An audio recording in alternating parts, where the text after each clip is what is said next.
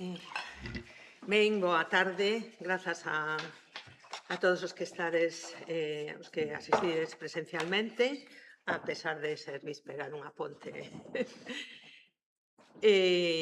Aos que nos están vendo en streaming e os que nos verán en diferido como a onte, que moita xente xa viu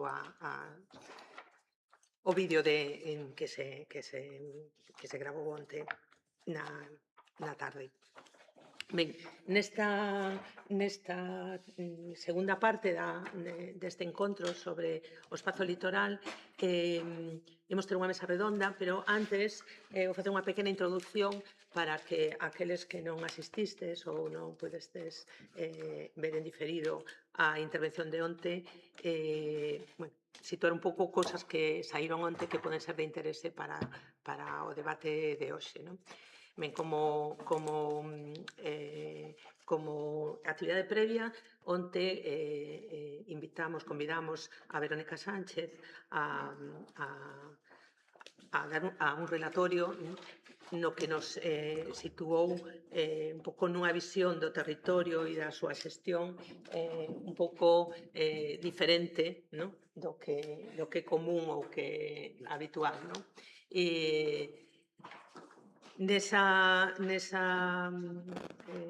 relatorio nos situou diante dunha pregunta que debería ser seguro a primeira cando nos enfrontamos ou cando analizamos calquera actuación sobre o territorio, e a pregunta é tan evidente como que estamos facendo e para que, nos dixo, non?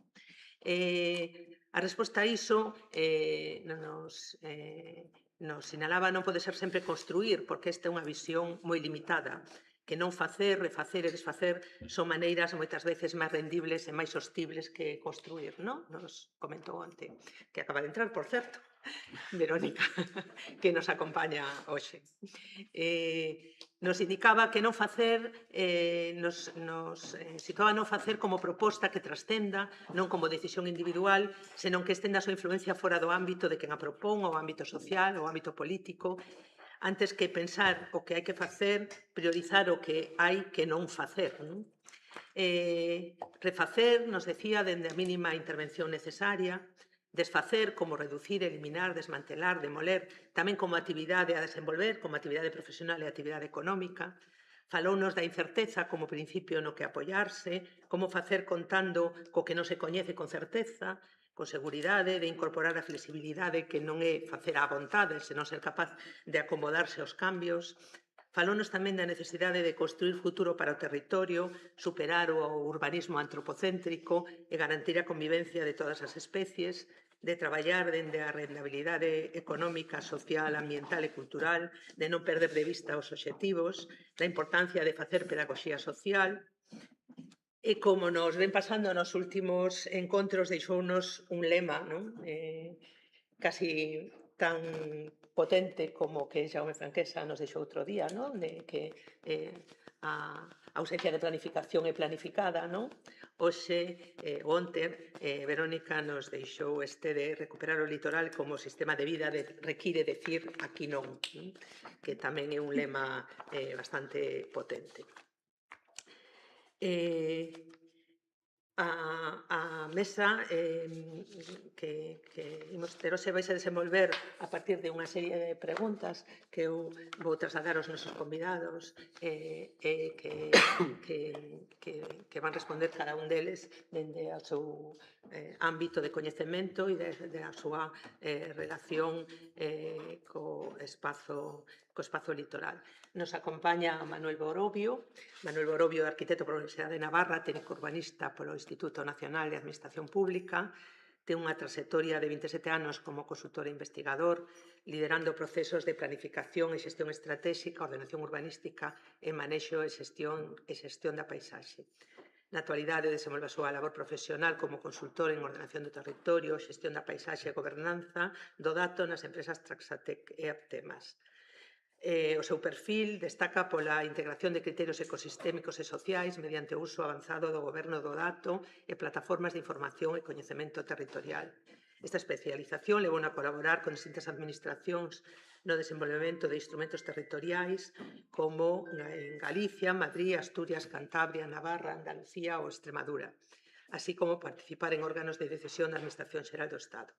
En Galicia desempeñou o cargo de director xeral de Sostenibilidade e Paisaxe, de director do Instituto de Estudos do Territorio, o primeiro director do Instituto de Estudos do Territorio. Nesa etapa dirixiu instrumentos estratégicos como as directrices de ordenación do territorio, o Plan de Ordenación do Litoral de Galicia, que foi premiado, foi galardoado co Premio Nacional de Arquitectura e Urbanismo e recoñecido como unha das 100 mellores prácticas a nivel mundial. A súa experiencia no patrimonio incluía a coordinación técnica dos plans directores e de xestión do Camiño de Santiago, na Vía da Prata e Camiño francés, e a dirección da primeira Estrategia Galega de Paisaxe. Mantén un compromiso activo co tecido profesional como secretario da Agrupación Galega de Arquitectos Urbanistas, vocal da Unión de Agrupacións de Arquitectos Urbanistas a nivel do Estado, e vocal de Fundicot, que é unha agrupación creo que interprofesional, ¿no? Ordenación do territorio. Colabora con organizacións do terceiro sector como Arquitecturas Sen Fronteira, ACNUR ou Médicos Sen Fronteiras, achegando a súa visión técnica a mellorar a resiliencia e a eficiencia ambiental. A miña esquerda, Elisa Gallego Picar, que é doutora arquitecta con mención internacional pola Escola Técnica Superior de Arquitectura de Madrid e máster en fotografía pola Escola de Artes Visuais de Nova York. Traballa de forma independente nas dúas disciplinas e na súa intersección hacia onde dirixe a súa faceta investigadora. Uniuse ao Grupo de Investigación Galicia, Cidade e Territorio da UDC, despois de colaborar e dirixir con varios dos seus membros talleres de ámbito nacional e internacional nos que toman protagonismo as arquitecturas cotidianas do territorio galego. Os seus intereses están centrados na análise de territorios como creación física e cultural, sinalando un achegamento crítico á complexidade da relación entre as comunidades das novas ruralidades cos lugares que habitan. O proxecto de longo percorrido da súa investigación doutoral, fundamentado polo seu traballo profesional entre Ézaro e Muros, recibiu distintos galardóns, entre eles o cuarto Premio Europeo Manuel de Solá Morales, otorgado pola Universidade Politécnica de Cataluña. E o Laboratorio de Urbanismo e a publicación dentro da colección Arquiatese deste traballo co título Lectura dun territorio atlántico en Galicia. Dirixiu unha antoloxía do arquitecto afincado na Coruña Manuel Gallego Jorreto, firma coa que colabora, dentro do ano 2000, e a súa colaboración máis recente foi coa Bienal Española de Arquitectura, actualmente en itinerancia. A miña dereita Lucía Soliño, que é licenciada en Biología Marina pola Universidade de Santiago de Compostela e doutorada pola Universidade Rovira e Virgili de Tarragona no ámbito das biotoxinas mariñas. Durante a súa etapa postdoctoral realizou estudos no Instituto Portugués do Mar e da Atmósfera relacionados coas toxinas mariñas emerxentes e coa contaminación por plásticos no grupo de Oceanografía e Lixo Marino no Centro Oceanográfico de Vigo do Instituto Español de Oceanografía. Desde 2024 traballa como científica titular no grupo de microalgas nocivas e ecoloxía do plancton deste mesmo centro e completou a súa formación profesional con diversos cursos en acuicultura, mergullo científico, divulgación e educación ambiental. Traballa e participa activamente en diversas asociacións ecoloxistas e a actual presidenta da delegación de ADEGA en Vigo e o Morrazo e, polo tanto, representa aquí a esta agrupación. E no extremo da mesa, o compañeiro Carlos Samoedo, compañeiro da sección de Patrimonio e Bens Culturais, licenciado e doutor en Dereito pola Universidade da Coruña, catedrático de Dereito Administrativo e docente na Facultade de Dereito da Coruña e na Facultade de Economía e Empresa, membro da sección de Patrimonio e Bens Culturais do Consello da Cultura Galega e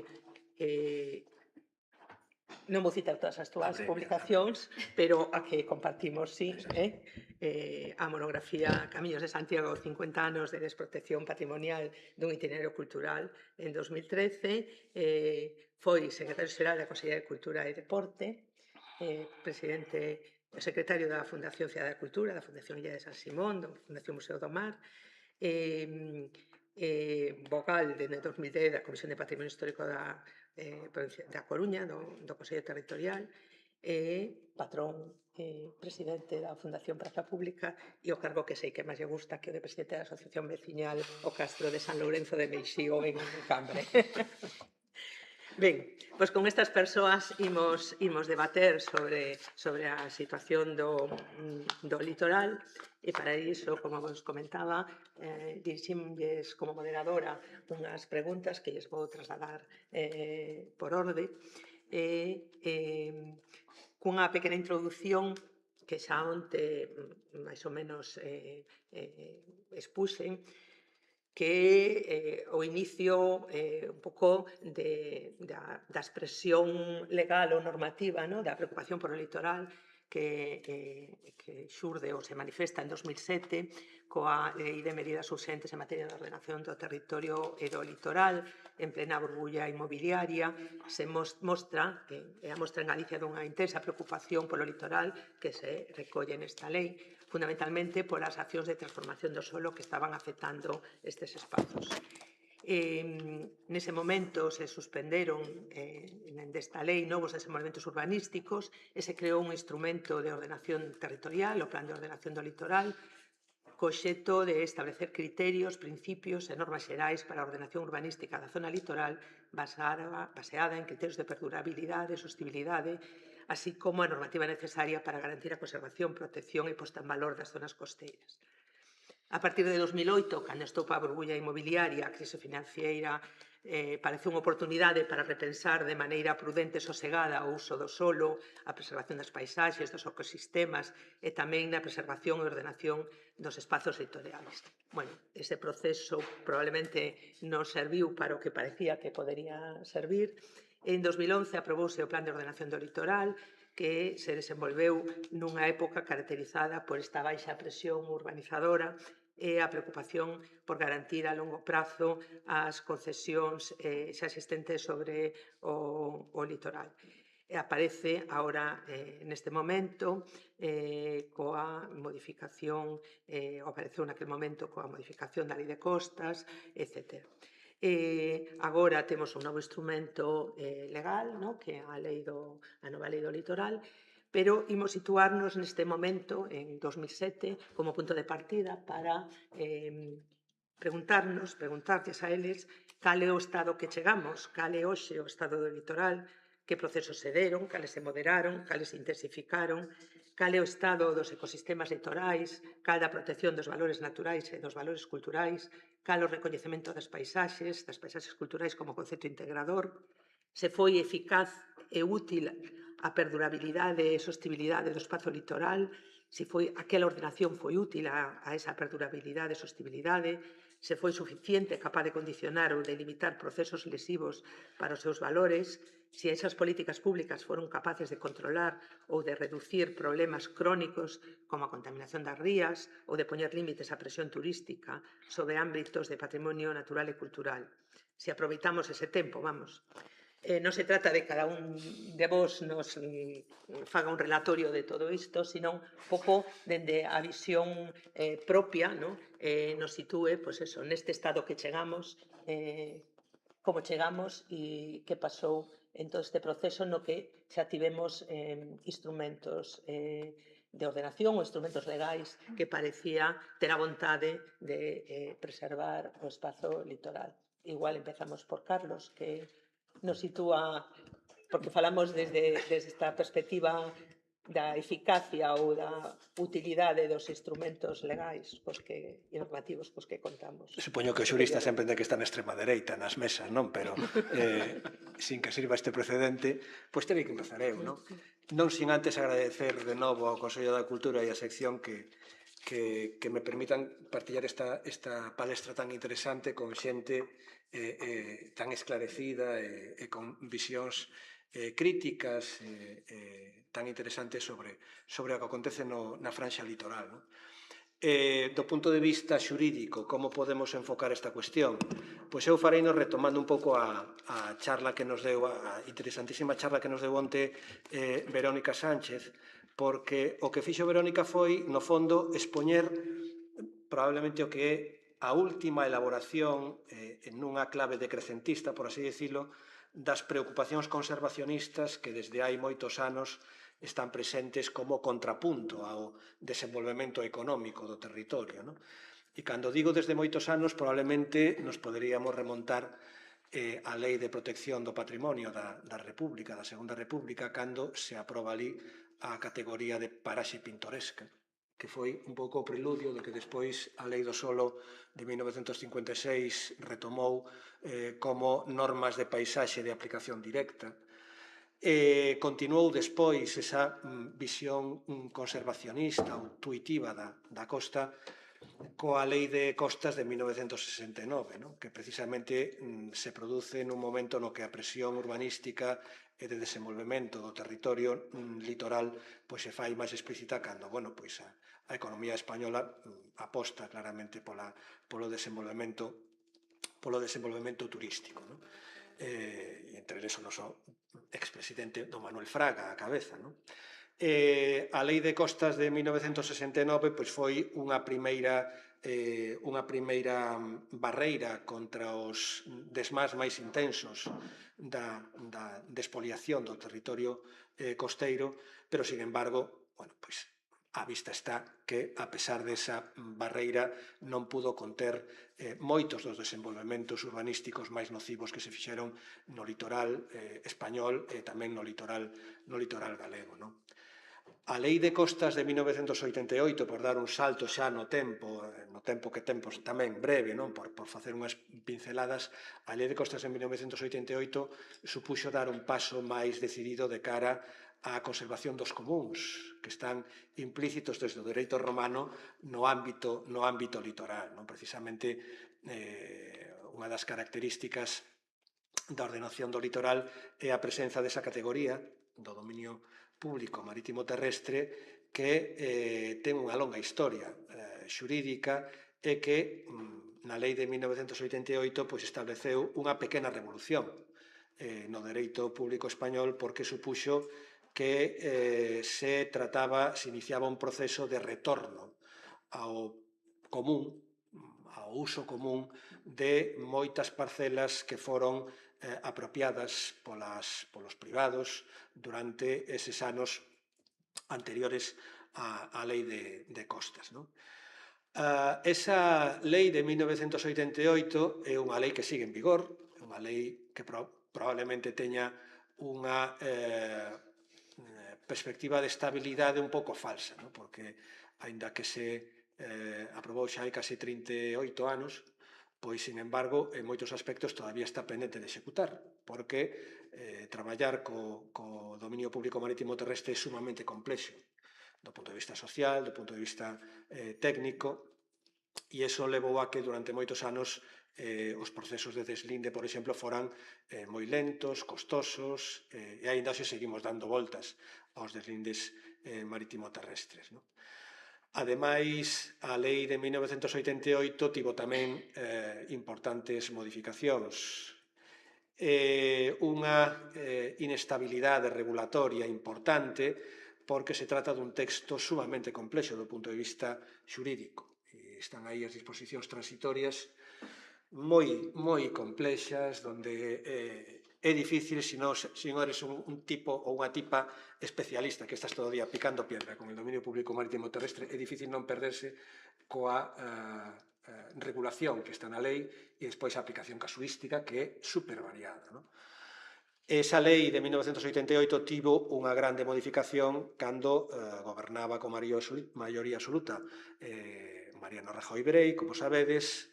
A lei de 2013 fixo unha modificación sustancial da lei de costas precisamente para tratar un pouco de revertir o retorno que a expiración dos 30 anos que se lle dera de prórroga ás ocupacións privadas, os títulos de ocupación do dominio público marítimo terrestre, pois daba lugar a ese retorno de concesións marítimas, non? Marítimo terrestres. A lei de 2013 o que fixo foi aplicar un prazo de caducidade das concesións o máximo prazo posible, que é o que estaba establecido na Lei de Patrimonio das Administracións Públicas de 2003. Por tanto, abriu de novo os prazos aos 75 anos, por suposto, sin ningún tipo de trámite, simplemente o peleguis, bueno, pois, de alguma maneira, tratando de revertir, sin decilo, os elementos máis avanzados e progresistas da lei de 1988. Non? A lei de 2013, sin embargo, tivo a circunstancia de que se aprobou cando todavía non había unha excesiva, non se retomara a presión de explotación e da apropiación industrial do litoral, porque todavía se mantiñan as repercusións negativas da crise do ladrillo do ano 2008. Non? Estaban todavía os capitais moi apalancados e iso permitiu que, bueno, pues que durante anos esa reforma da lei e do regulamento de costas, bueno, pues estuvera aí, pero non se fixera tan importante ou tan relevante as consecuencias negativas desta reforma. Non? A partir dese momento van pasando os anos e vamos collendo consciencia da gravedade da crise climática, da necesidade de tomar e adoptar medidas políticas que revirtan o noso uso consultivo do territorio, dos recursos naturais, e con eso chegamos ao que para min é un novo fito, que é o fito que marca o artigo 20 da Lei de Cambio Climático e Transición Enerxética do ano 2021, donde precisamente acaban plasmándose os criterios de contención que manexaba onte Verónica, nunha visión sobre o litoral, non? É dicir, pois, introducindo novos instrumentos e unha perspectiva distinta da simplemente continuación do business as usual na explotación do litoral. Non? Este proceso legal de moderación un pouco dos usos e explotación do territorio, de alguma maneira vai nun sentido contrario ao que é a inercia regulatoria que hai neste país, en Galicia. Porque xa desde os momentos dos primeiros gabinetes de Alberto Núñez Feijóo, bueno, pois probablemente coa excepción do Plan de Ordenación do Litoral, que sigue sendo unha ferramenta avanzada para aquel momento e unha ferramenta dunha alta calidade técnica e que ademais indica metodolóxicamente como se debería facer unha boa planificación territorial integrada nun territorio tan sensible como o litoral. Pero, sin embargo, o Plan de Ordenación Litoral, a partir da súa aprobación, eu creo que un elemento clave tamén para poder facer unha valoración un pouco máis ponderada, non? De todo o que foron estes anos, desde o ano 2007, eu creo que tamén necesitamos facer unha avaliación do que foi, unha avaliación oficial do que foi a aplicación do POL, non? Que xustamente pois é unha das eivas máis criticables da forma de legislar que temos neste país, non? Que en vez de buscar sempre os mellores indicadores para obter información de como están sendo aplicadas as normas e os instrumentos de ordenación do territorio, en vez diso, pois, seguimos facendo leis en función dos intereses do momento ou dos intereses que máis nos interesan atender ou das estrategias electorais ou dos programas electorais que sometemos á votación nas eleccións. Non? Eu creo que o balance destes anos ten, por tanto, que poñer encima da mesa estas dúas cuestións que acabo de delinear. Non? Por un lado, a evolución da normativa nun sentido contradictorio, co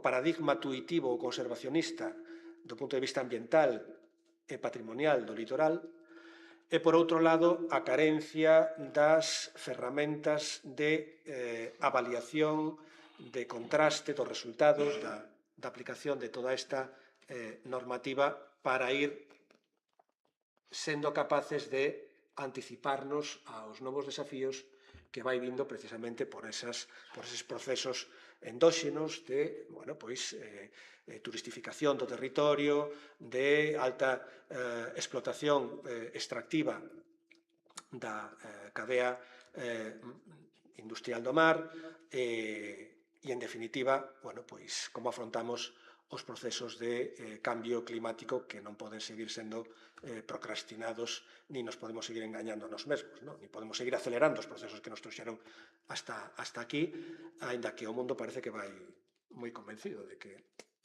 podemos seguir en el business as usual, que non pasa nada, que total, do que se trata de chegar ás seguintes eleccións e levar o gato á auga, non? Bueno, xa con esta primeira valoración xa remato.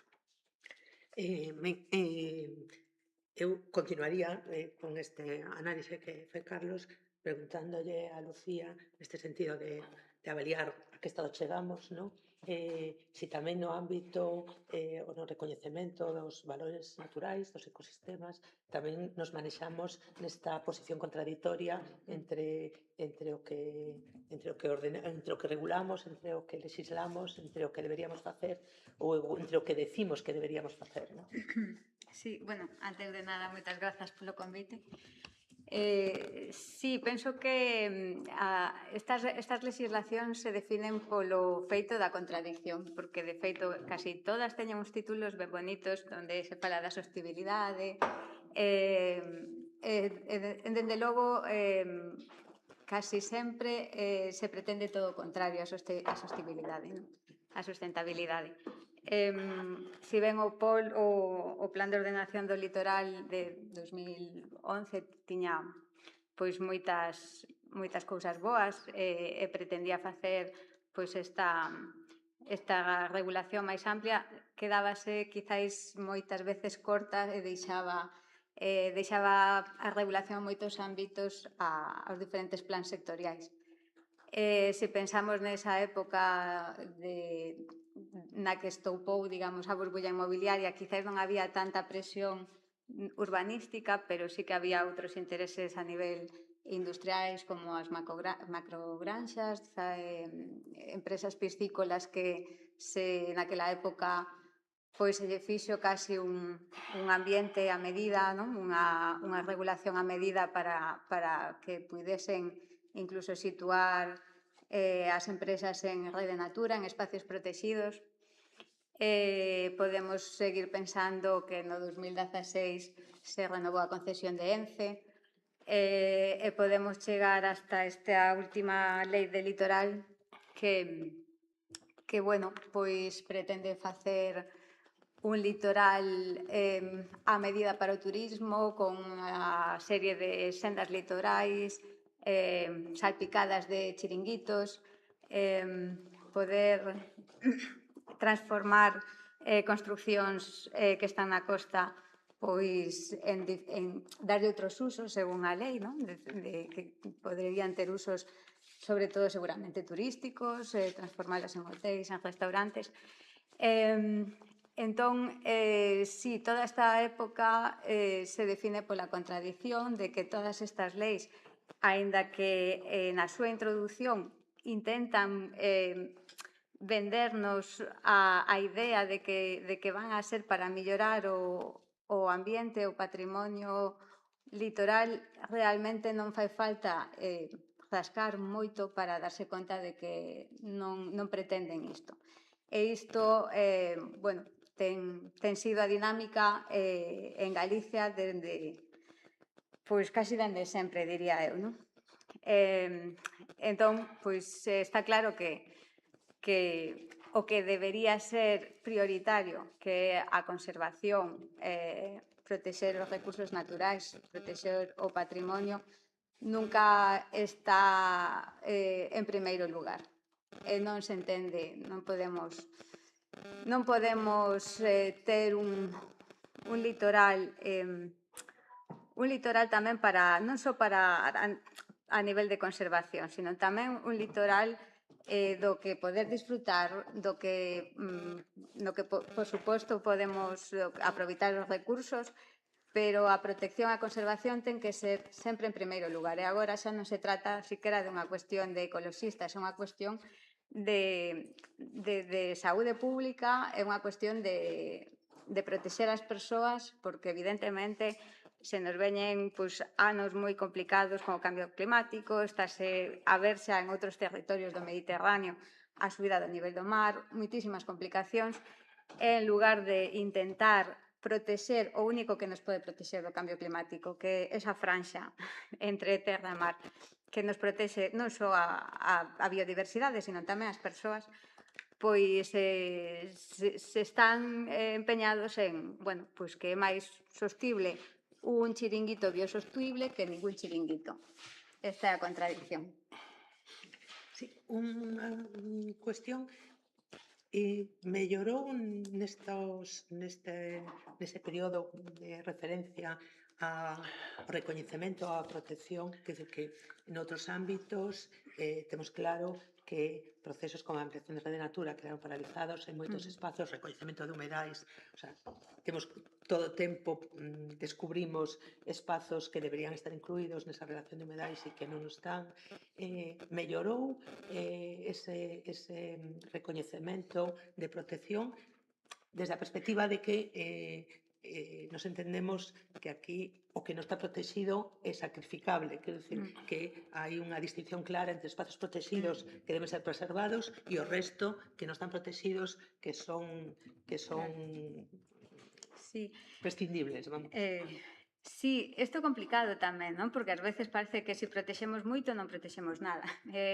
Outras veces parece que todo que está fora deses límites de protección podes facer calquera cousa.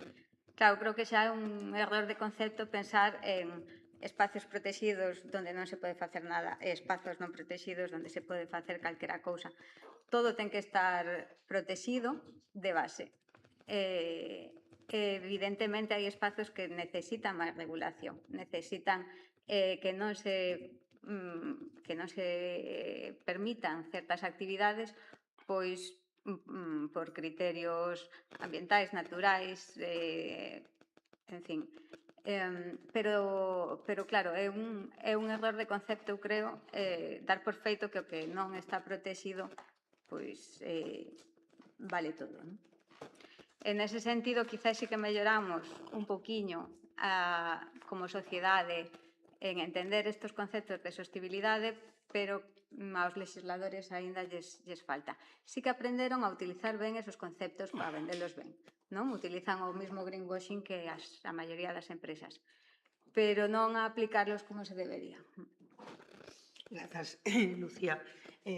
Elisa, neste período, dentro do teu ámbito de traballo, realmente en Galicia se aprobou unha nova lei do litoral, se desenvolveu o plan de ordenación do litoral desde unha perspectiva que integra a paisaxe, se desenvolveu os catálogos da paisaxe, é dicir, como se ve hoxe a paisaxe litoral, cambiou a visión ou a apreciación ou a valoración, se estableceron instrumentos para integrar a paisaxe na ordenación. Como ves? Bueno, primeiro, graciñas por invitarme. Eu teño un achegamento ao territorio que intenta mirar sempre ao contexto global, ¿no? Para intentar entender... Perdón. Para intentar entender as nosas problemáticas, de onde veñen, ¿no? Máis alá de cuestións xurídicas, porque creo que é a maneira de encontrar unha solución. Entón, hai problemas cando nos facías estas preguntas no guión que é moi difícil de respondelas, debo dicir, porque ademais as tres se relacionan, co cal quizás me poño a hablar e me vou pisar as respostas da seguinte, entón vou intentar así, intentei facer un guión para non liar, pero sí que creo que hai que facer un esforzo de entender, primeiro, que hai un proceso xeral global, estamos suxeitos a unha globalización que non só a crise climática o que está facendo é poner aire no lume de unha crise que tamén é social, económica, política, o neoliberalismo, e todas estas cousas teñen o nome de global porque están cambiándonos, non? E cambian conceptos, e cambian formas de pensar, e cambian mentalidades. E de aí non nos podemos escapar, estamos cambiando unha mentalidade, non? Estamos nese momento, ademais, nun momento que caracteriza estes últimos anos, décadas, e ademais a aceleración.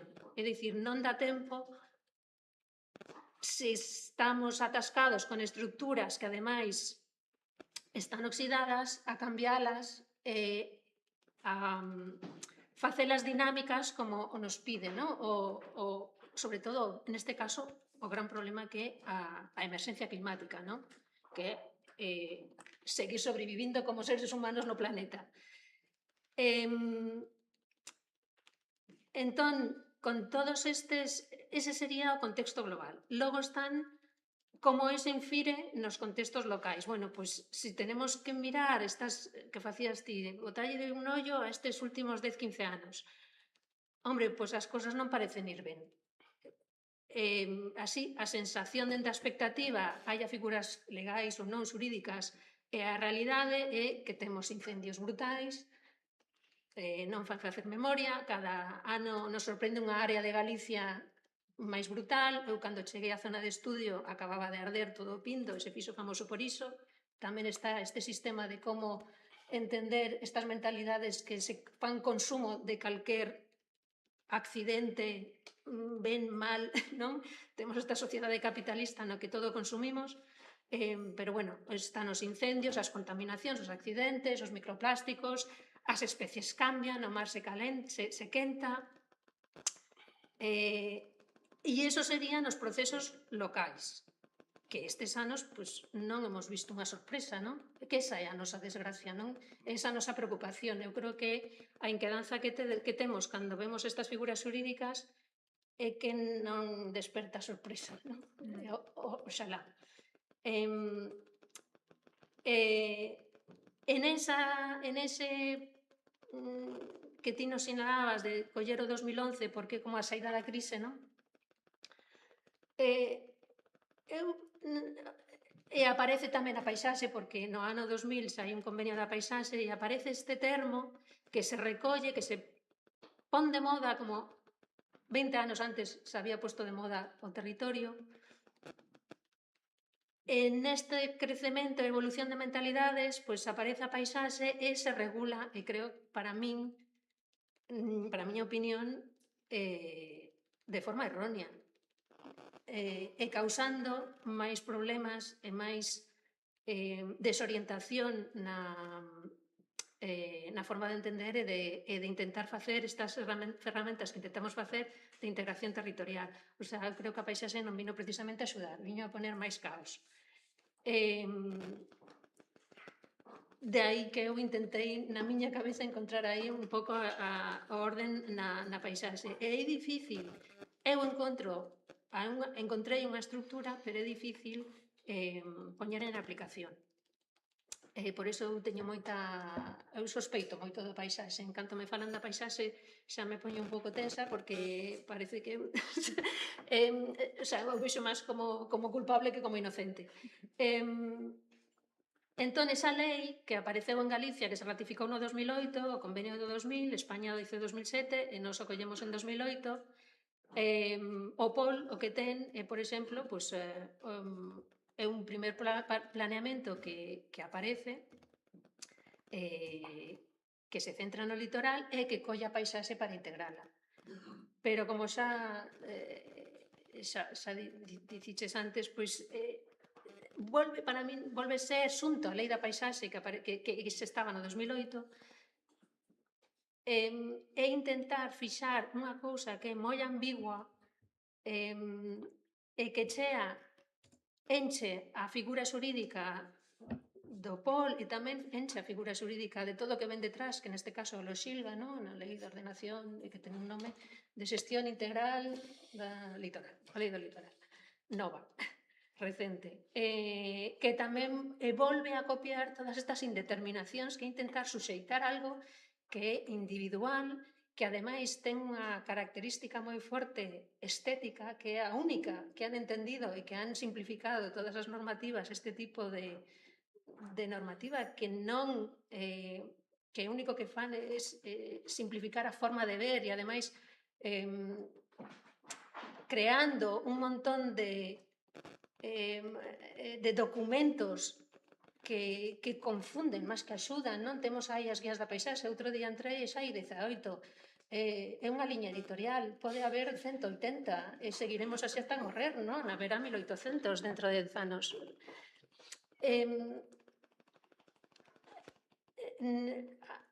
Hai a necesidade de entender a paisaxe como unha construcción que é entre o real e o terreo físico e o imaginario. E iso é moi complicado. Entonces, como pertence á cultura humana, como o creamos e non deixa de ser unha invento que facemos nós para intentar entender o que nos rodea, me estou perdendo. O que quero dicir é que tan só de critérios que intenten ser intradisciplinares e que intenten coller máis referencias, se pode sair deste aturullo da paisaxe. Porque tal como estamos agora, a situación de agora é que estamos simplemente simplificando unha forma de entender o territorio a criterios estéticos, enxendo as normativas que deben fixar ou intentar poñer unha orden en criteiros, en cousas que son indeterminadas.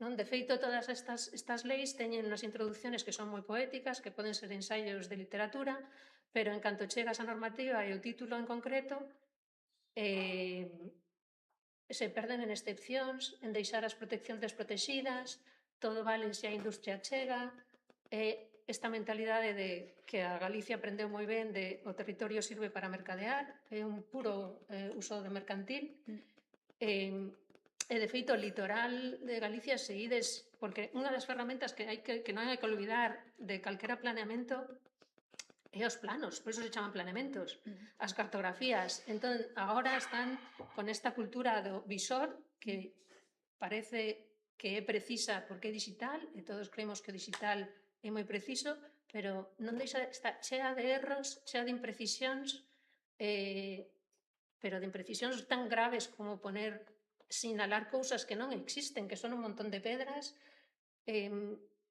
Entón, todo iso non é inocente. Todo iso está, que é o triste, non? Todo isto non é inocente e todo isto responde aos intereses particulares de quen manda, de quen promueve este tipo de planeamentos, e a esperanza, eu creo que está na comunidade que intente darlle a volta a este tipo de ferramentas legislativas utilizando as outras ferramentas que ten, non? Pero, bueno, ese sería un pouco o estado. Moi ben. Nos deixas así. Sí. Sobre todo a Manuel, No. que lle botamos encima o pole, a paisaxe, non? Sí. Non a responsabilidade... No sé si ahora es cuando tengo que decir que no hablaré si no es en presencia de mi abogado. Porque tiene pinta de que cualquier cosa que diga va a ser utilizada en mi contra. non cargando a Manuel coa responsabilidade Asumo. da xestión ou do tratamento da paisaxe actual en Galicia, non? Da que me consta que hai cousas que non son o que se quería que foran, non? Pero, ben, a pregunta sería para Manuel, neste análise ao estado que chegamos, non? Que supuxo o plan de ordenación do litoral, que pretendía, que supuxo e se conseguiu o que conseguiu, non? Menudo panorama. Vamos a ver. Yo traía un guión estupendo, o creo que estupendo, pero está completamente ahora mismo totalmente destrozado, ¿no? Totalmente demolido. Así que voy a tratar de, con esas piedritas y esos mimbres que traía, pero sobre todo yo creo que con las piecitas o con la amalgama que me va a permitir de alguna manera reconstruir, ¿no? Algunas de las cuestiones del discurso que es la experiencia de haber observado desde hace 15 años, ¿no? El POL se aprobó el mismo día, en un decreto posterior, el 10 de febrero del 2011, hace 15 años. La verdad es que aquí ya se han dicho cosas que me parecen, o sea, que yo las podría suscribir, pero creo que tengo la obligación y el deber de tratar de corregir algunas cuestiones porque conozco el proceso. Y ayer hablábamos de procesos, ¿no? Precisamente. Yo llegué por accidente a hacer el plan de ordenación del litoral. Llegué por accidente y de la misma manera llegué a la Dirección General de Ordenación del Territorio. Y la verdad es que me pareció fantástica cuando leí la ley de 1995, la Ley de Ordenación del Territorio de Galicia, porque en el año 95 ya estaba planteando algunas cuestiones que yo creo que ninguna otra ley a nivel nacional se las estaban planteando. Y eso permitió incorporar algunos conceptos que puedo entender de alguna manera la posición, bueno, no, me cuesta entender la posición que plantea Elisa, ¿no? Porque en ese momento, por un conjunto, ¿no?, de eventos que fueron ocurriendo a lo largo de esos años, ¿no?, salió la ley de 1995, la ley del 2007, que es una ley tremendamente valiosa, en la que se tomó la decisión de paralizar el urbanismo durante 2 años. Yo siempre lo dije y lo diré siempre. Es un testigo estupendo, pero también una gran responsabilidad. Y ese acto de coger esa ley y paralizar el urbanismo, en ese momento de boom, facilitó, junto con la aparición del Convenio Europeo del Paisaje y la ratificación del Convenio Europeo del Paisaje, que se aprobara en el año 2008 una ley de paisaje que creo que tiene algunas cuestiones que hereda en aquel momento. O sea, hoy, como suelo decir, el lunes siempre acertamos la quiniela, ¿no? Entonces, creo que en ese momento, en el 2008, cuando se hizo esa ley que cogía el testigo del Convenio Europeo del Paisaje, que hoy, tantos años después, nos podemos replantear en muchos sentidos, y estoy de acuerdo, pero desarrollaba algunos conceptos que, vistos desde el enfoque que has comentado, Elisa, son catastróficos, y vistos desde la forma en la que se entiende el paisaje como lo que se percibe y se ve, y desde esa subjetividad, creo que también son catastróficos. Pero si lo entendemos como tuve yo la suerte, que en ese año conocí a Augusto Pérez Alberti, geógrafo físico, discípulo de Jean Tricard, que escribió Ecodinámica, y que es un libro que me leí en ese momento, Ecodinámica, un libro escrito en 1977, que te está hablando precisamente de otras cuestiones, pero son las que subyacen después en otra tendencia del paisaje, que no es esa que se anunciaba antes de los paisajes culturales, de lo que percibimos, de lo que vemos, sino en la comprensión de lo que es la ecología del paisaje y las ecodinámicas, y del papel que juegan los diferentes elementos que tenemos la responsabilidad de ordenar cuando estamos decidiendo dónde tienen que ocurrir las cosas y cómo tienen que desarrollarse. Cuando entendemos el papel que juegan cada uno de esos pequeños elementos, que son al fin y al cabo sobre los cuales tenemos que hacer, has dicho, esa cartografía, esos planos, bueno, tenemos que identificarlos y saber qué papel y qué rol juegan, ¿no? Entonces yo tuve la suerte en ese momento de que llevaba ya unos años trabajando con Augusto Pérez Alberti precisamente en la caracterización de los caminos de Santiago desde una visión mucho más holística, la ecología del paisaje de González Bernárdez, el manual de ciencia del paisaje de María de Bolós, que son documentos que tienen un enfoque tremendamente distinto al que se nos puede enseñar desde la visión clásica de la percepción y el disfrute y el ocio del paisaje, como ese elemento excelso que contemplamos. Entender realmente que ese fenosistema, esa cuestión que estamos percibiendo, tiene detrás todo un modo de funcionamiento, un modo de equilibrio, un modo de balanceo, es lo que nos permitió en ese momento reconducir algunos documentos, como fueron las directrices de ordenación del territorio, en 2 principios que podéis ver en un decreto que está todavía vigente, que es el Plan de Seguimiento de la Sociedad Territorial de Galicia, que se fundamenta en 2 ejes esenciales: la eficiencia ambiental y la cohesión social. Si no hay eficiencia ambiental y no hay cohesión social, no hay crecimiento, decrecimiento, lo que sea, no hay bienestar, no hay economía, ¿no?, que sería la tercera pata de esa sostenibilidad. En base a esos 2 elementos de la eficiencia ambiental, la cohesión social y el papel que juegan esos objetos, esos elementos sobre los que tenemos que planificar y decidir dónde ocurren o no, es cuando empezamos a recomponer, a releer los documentos que se llevaban elaborando desde el año 1998 de las directrices de ordenación del territorio. El otro día en otra mesa decían, es que hemos tardado 15 años en hacer las directrices. Pero es que desde el año 1995, que hubo gente pionera que elaboró esa ley metiendo unos conceptos brutales, en el 98 salió un diagnóstico de Galicia, En el 2002 salió otro documento, en el 2005 salió otro documento, en el 2008 salió otro documento de las diferentes fases en las que la comunidad gallega iba evolucionando, pensando en cómo quería hacer esas directrices. No se estuvo quieto, no se estuvo parado. Y realmente para mí el mejor documento de todas esas directrices de ordenación del territorio para mí fue el avance que se aprobó previo a ese de aprobación inicial que hubo en el año 2008, creo que era el 2005. Un documento en el que incorporamos precisamente esa cartografía de usos agroforestales, de dinámicas, una serie de cuestiones tremendamente potentes que se incorporaron en las directrices de ordenación del territorio. Es que en paralelo estábamos haciendo el POL. Inicialmente el POL es un documento que surgió como un instrumento reactivo de bloqueo al desarrollo urbanístico. Claro, cuando tú ya surges como una defensa, ¿no? Algo que está surgiendo, tiene sentido mientras te estás defendiendo. Entonces, luego viene la burbuja inmobiliaria, podría decaer. Pero también es cierto que en ese momento, cuando elaboramos cuando empezamos a elaborar ese plan de ordenación del litoral, un equipo que al final en todo el proceso fueron más de 100 personas. O sea, yo pasaba por ahí. ¿No? Asumo la responsabilidad de todas las decisiones que tomo con tremendo orgullo y con la satisfacción de haber sabido que tenía un equipo brutal en ese momento. Biólogos, además colaboramos con todas las organizaciones que se acercaban, ¿no? Gran parte de los modelos, de los elementos que aparecieron en la cartografía del Plan de Ordenación del Litoral, que sí que se cartografió, fueron con las aportaciones de las diferentes organizaciones. Esa cartografía, ese documento, lo empezamos a elaborar como un instrumento de planificación defensiva para dar respuesta a unas tensiones urbanísticas. Y parecía que entonces íbamos a leer el territorio de una manera coartada, ¿no? Porque era como, ¿qué pasa aquí? Y estoy analizando un urbanizable, o un desarrollo, Entonces, en paralelo con Augusto y con un equipo tremendo, Paco Castillo, Melania Payá, empezamos a configurar una lectura holística e integrada de todo el territorio. No podemos saber qué es lo que está ocurriendo en este trozo si no analizo todo el contexto y toda la cuenca vertiente, ¿no? Fijaros que el primer reto que teníamos, y esto es una cuestión de las normas jurídicas, estoy completamente de acuerdo con que al final las normas son perversas. Hay un principio que es ese de la norma perversa, ¿no? Que una y otra norma nos van primero impidiendo ver la realidad y luego encima son contradictorias entre ellas, porque defienden intereses contrapuestos.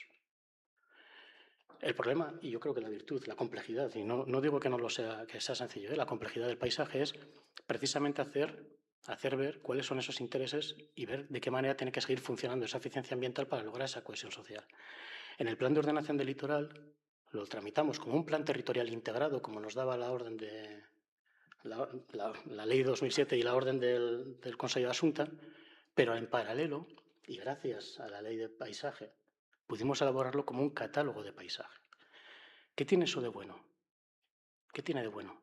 Y es a lo que aspirábamos gran parte del equipo, a que se reconocieran unos usos y unos elementos para que fueran considerados en la valoración de cualquier intervención que posterior. No estoy de acuerdo con lo que has comentado, Lucía, de que permitía o se remitía a planeamiento sectorial. En ningún momento se remitía a planeamiento sectorial. El plan de ordenación del litoral, como instrumento reactivo ante el planeamiento urbanístico, paralizó 10.000 hectáreas de desarrollos urbanizables. Ahora mismo hay consolidadas, o en aquel año había consolidadas unas 1.500 hectáreas impermeabilizadas en la costa de Galicia. Un 13% de toda la superficie.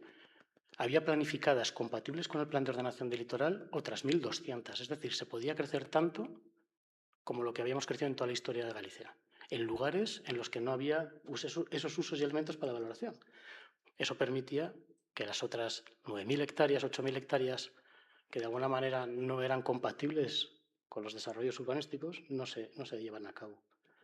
Y luego un trabajo que hizo tremendo, un precioso Suso Conde, un profesor de la Escuela de Arquitectura, de analizar cada uno de los urbanizables, pero ya desde esa visión integrada, que estableció un decálogo de 10 principios con los cuales se podía llevar a cabo, se identificaron suelos que no eran directamente compatibles con los valores que había, pero sí que podía empezar a replantearse el hacer las cosas de otra manera, integrando las piezas, dándoles el papel que tenían que jugar, no simplemente decir cumplo los estándares de zona verde, sino que esta zona verde es una zona verde sana. Va a funcionar sin necesidad de aportes de energías humanas, integrada en un corredor ecológico, que son elementos que están en el POL. Hicimos ese documento urbanístico, paralizamos y motivamos, que es que ganamos todos los recursos, de más de 9.000 hectáreas de desarrollos urbanizables. Imaginaos lo que es eso. La Comunidad Valenciana nos llamaron, pasados estos años, para ver cómo había sido la estrategia. Pero lo fundamentamos en el paisaje, en la funcionalidad ecosistémica del paisaje, no en la percepción, sino... O sea, superamos la primera gran barrera en el plan de ordenación del litoral, y disculpadme que hable del libro este, pero es por alusiones, ¿eh? Luego entran atrás. Lo que decían era que la costa son 500 metros. Y ese primer ejercicio de superar esa división administrativa e irnos hasta no sé cuántos kilómetros llegamos a entrar, ojo, que alguien diría, no, la nueva ley coge todas las... y todo el término municipal. Coger un límite administrativo es no coger nada. Hay que coger esas cuencas funcionales desde el punto de vista ecosistémico, desde el punto de vista social, desde el punto de vista patrimonial, pero no esos límites administrativos impuestos por normativas sectoriales. Y discúlpame porque aquí discrepo un poco de esas delimitaciones de espacios naturales y demás, que me parece que son necesarias porque son ámbitos para la gestión, pero que lo que importa ahí es qué es lo que estamos protegiendo, qué estás haciendo. Desarrollamos el polo en paralelo como un catálogo del paisaje, como un reconocimiento de esos usos y elementos para la valoración, y está ahí cogido. De manera que si el plan de ordenación del litoral en un momento determinado decaía por una cuestión urbanística, como acaba de caer, yo me atrevo a decir que la ley de... La losilga, es que no me sé ni el... Discúlpame que no hice bien los deberes o no tengo muy buena memoria, pero la losilga, en su disposición transitoria segunda, se elimina el plan de ordenación del litoral en su totalidad, salvo en 2 elementos, los corredores ecológicos y la zona de protección ambiental costera. Todo lo demás, pues si se está aplicando es por la buena fe o la buena voluntad de técnicos que tienen ese catálogo de usos y elementos para la valoración y entienden que los informes tienen que ir incorporando porque la administración debe poner en valor eso que conoce que lo tiene y debe motivar el reaccionar contra ello, ¿no? Entonces yo eso es lo que sí que veo, que sí que ha habido ese aporte. Esta mañana preguntaba cuántos informes había y no, hay más de 10.000 informes, me comentaron, de integración paisajística en el ámbito costero. Es posible que muchos de ellos no estén bien hechos, no estén bien conocidos, pero por lo menos los hay. Y ha obligado a que haya proyectos que tengan que ir y recibir esos informes en todos estos años.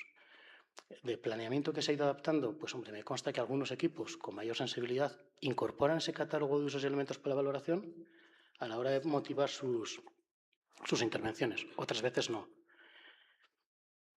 Es cierto que desde mi punto de vista el plan de ordenación del litoral que se hizo hace 15 años, que se empezó hace 18, pues es lo que es.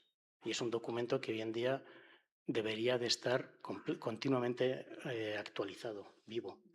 Me parece que la losilga lo que me hace es incorporar más capas de complejidad jurídico-administrativa en aras de un concepto que es esa seguridad jurídica, que a mí me gusta llevarlo, muchas veces surgen leyes y normas, ¿no?, a la indeterminación física o geográfica, ¿no? Esa seguridad jurídica que te da un término que luego cuando vas al territorio no lo ves.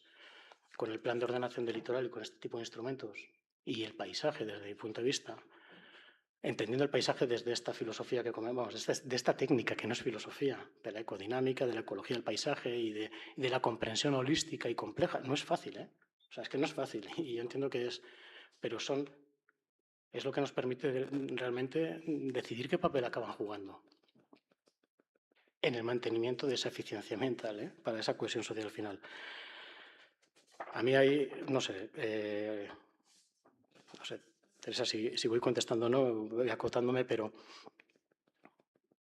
el plan de ordenación del litoral y esta forma de entender el territorio, y lo hablábamos ayer, o creo que ha surgido ayer y ha surgido, no pretende ser una norma determinista y de eso recibimos muchas tortas.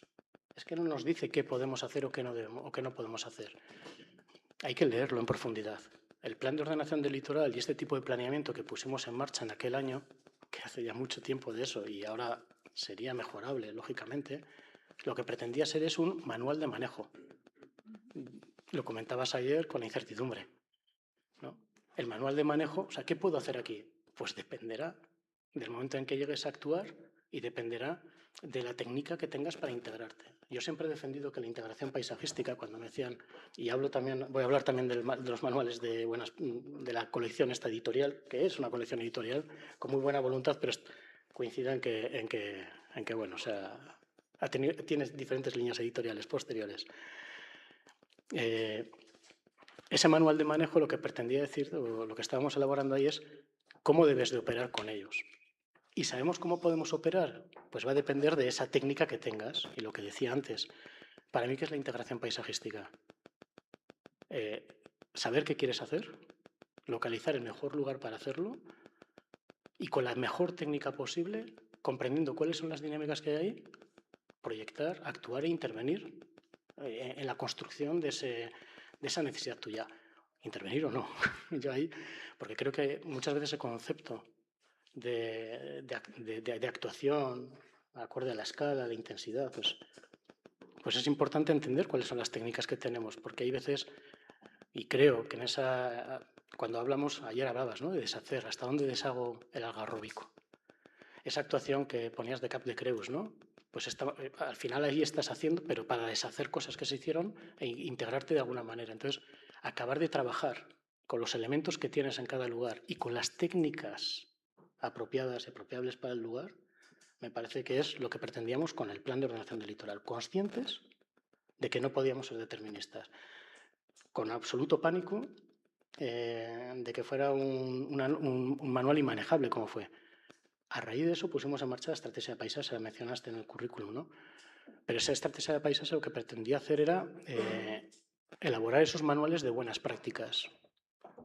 Manuales de buenas prácticas para decir, oye, ¿cómo tengo que aproximarme a la lectura del territorio en determinadas cuestiones? Y la primera que se hizo fue una guía de estudios, o sea, cómo hacer un estudio de impacto e integración paisajística, porque el plan pedía que se hiciera. Y fue muy básica, pero no era tanto para la gente en general, sino para la administración. Para que supiéramos qué pedir o no pedir. Pero no quería decir que con eso ya resolvías los problemas, sino que lo que planteábamos era la base común, el mínimo, sobre el que edificar. Muchas veces las leyes se entienden como el techo. Yo creo que es el suelo inquebrantable.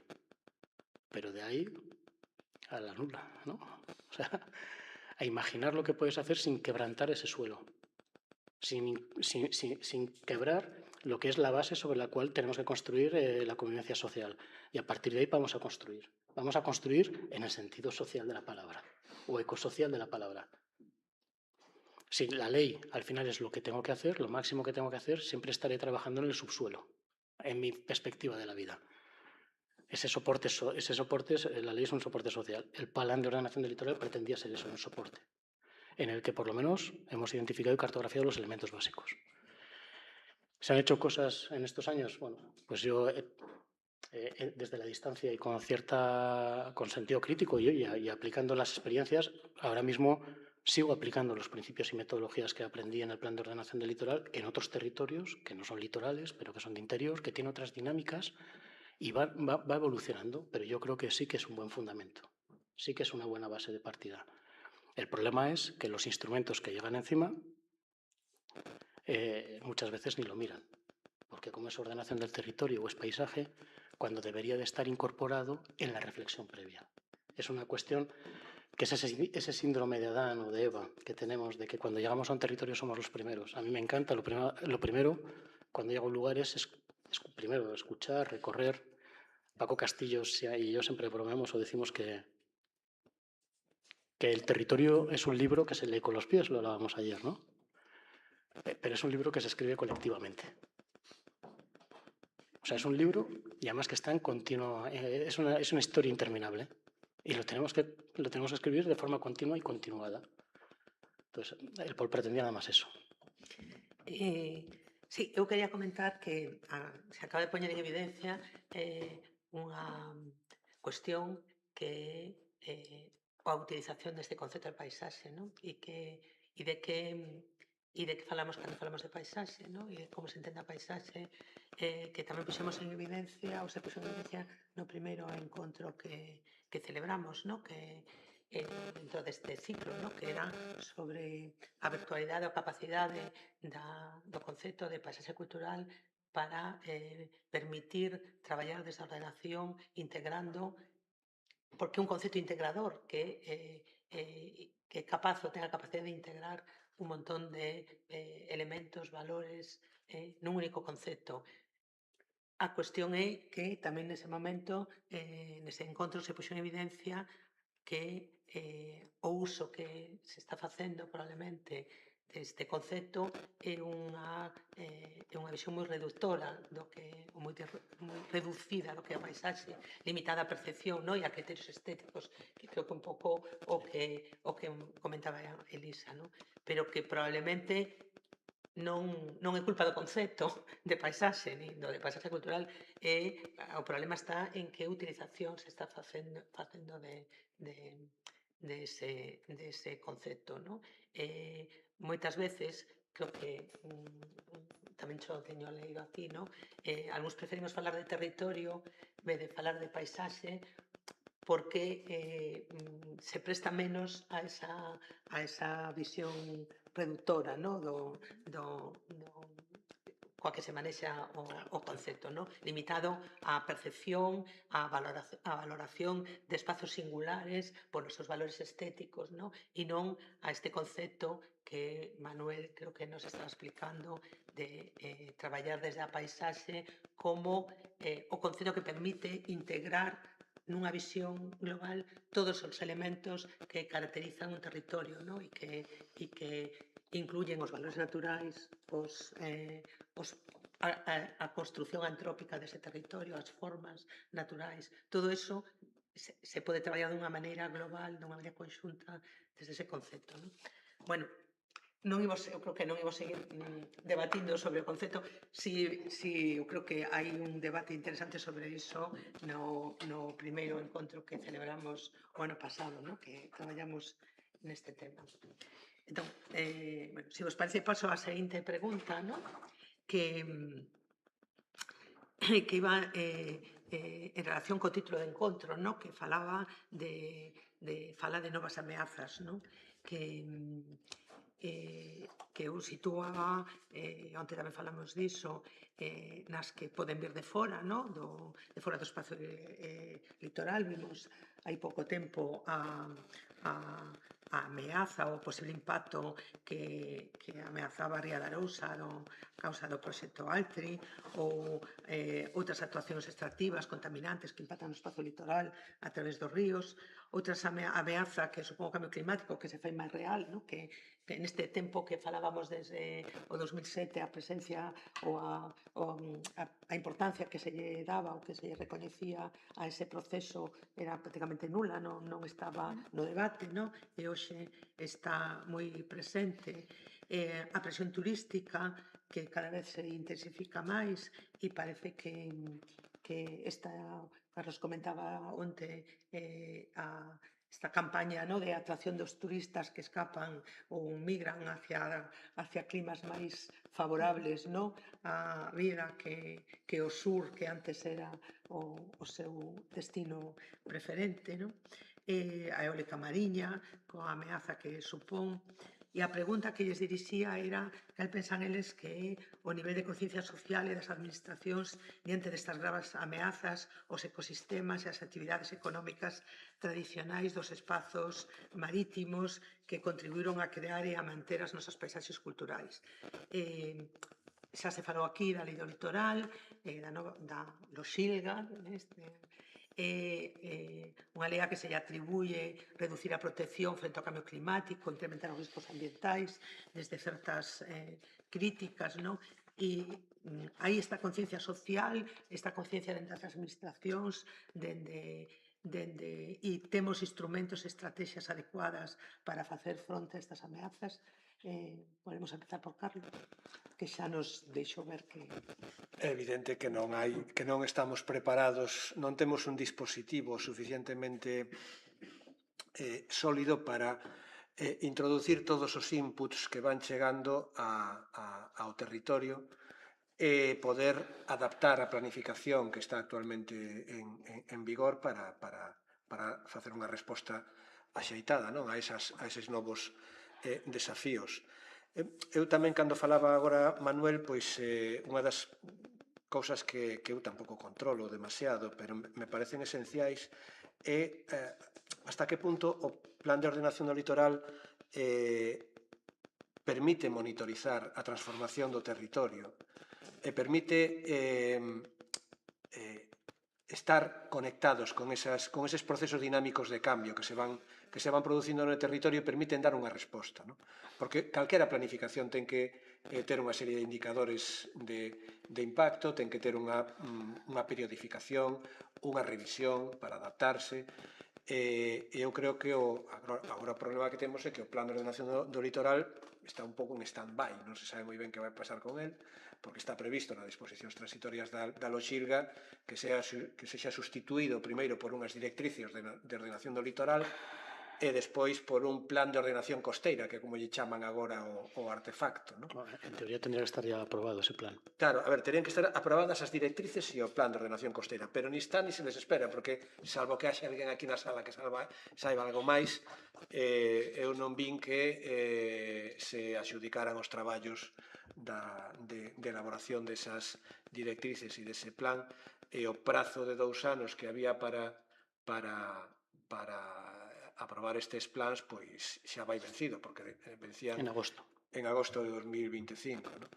Xa vamos no mes de marzo de 2026, non? E un plan destas características, desde logo, non pode sair un día dun caixón nin dunha consellería, porque se queremos facer planificación territorial mínimamente seria, pois teremos que facer unha serie de procesos de consulta, de búsqueda de información que necesariamente teñen que ser transparentes e consultables, non?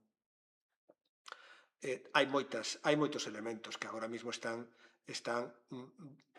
en trance de aumentar a presión sobre o litoral e o mar territorial, non? Está aí o tema dos POEM, dos plans de ordenación do espazo marítimo, que aínda que eu polo que sei, porque aínda tuvemos unha xornada no mes de outubro do ano 2025 no Castelo de Santa Cruz, o tema da planificación marítima da eólica mariña está bastante ralentizado porque se encontraron con dificultades para avaliar o impacto ambiental da eólica mariña e probablemente estamos todavía nunha fase moi temprana e non é esperable que haxa grandes desenvolvementos, grandes aproveitamentos de enerxía eólica nos vindeiros 5 anos, non?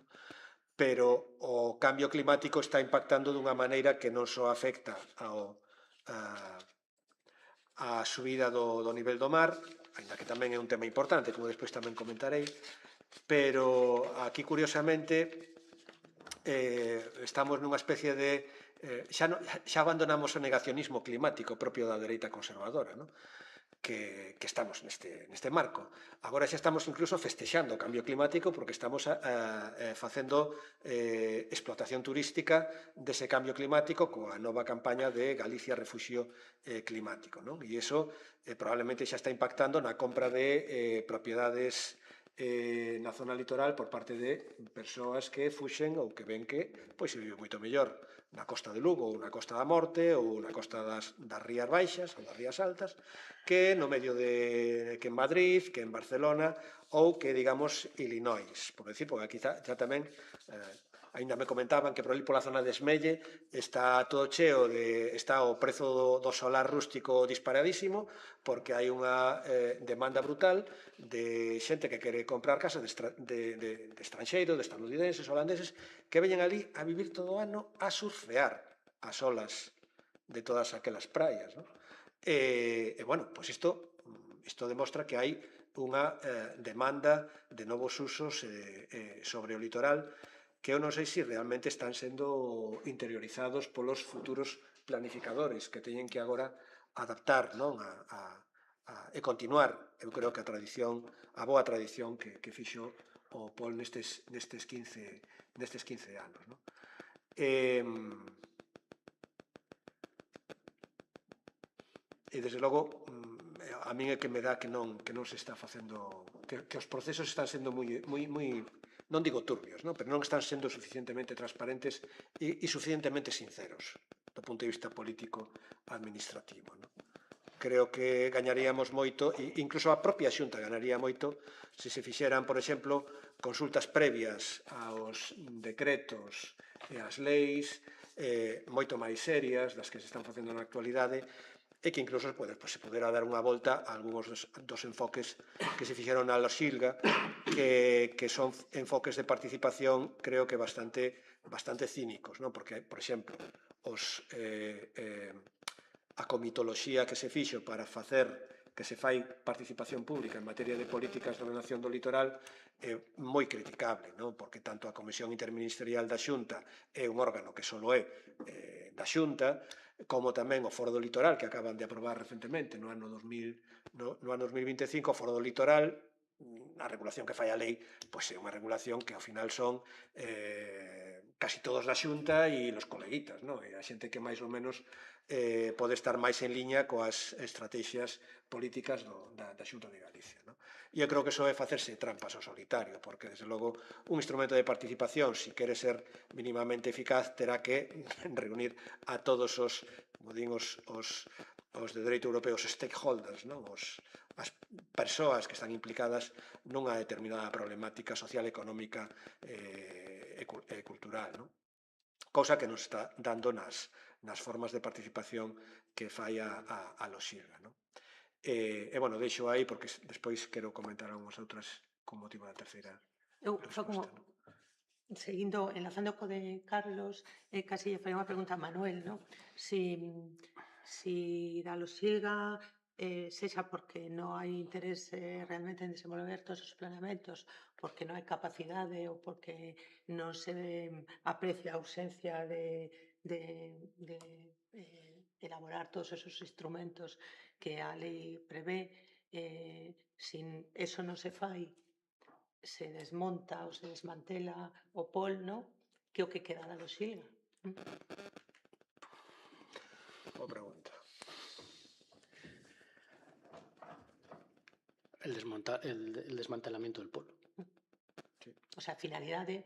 No, vamos a ver si realmente esto es como voy a rehabilitar esa edificación, ¿no? Y me pongo a desmontarla sin apearla, se me viene abajo. Entonces, me parece que puede ser algo similar, ¿no?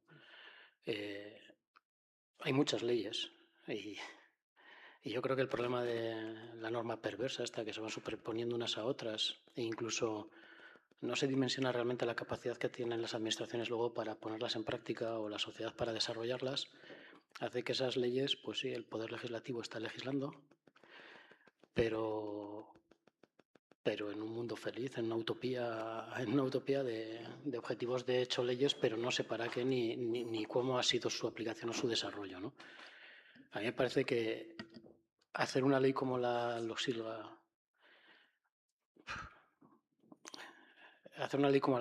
que plantea no sé cuántos instrumentos para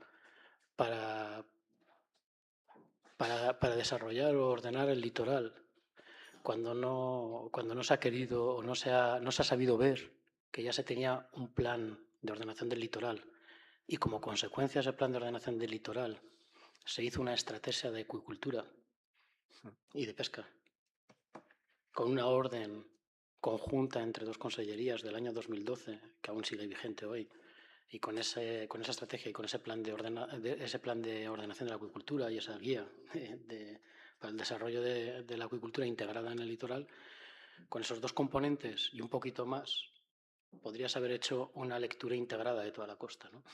Entonces, hay veces que no hace falta leyes, sino, primero, lo que necesitamos es voluntad de aplicarlas, una voluntad de aplicarlas, más allá de algo que se ha dicho aquí, y es que me quedo con el término, me cojo los titulares y los vacío de contenidos. La Loxilga, a mí me parece que tiene algunas cuestiones, vamos, es para estudiarla a fondo, ¿eh? Yo la llevo leyendo un poquito y es para estudiarla muy a fondo, pero a mí me da mucho miedo una cuestión que hace, y es que utiliza terminología del POL,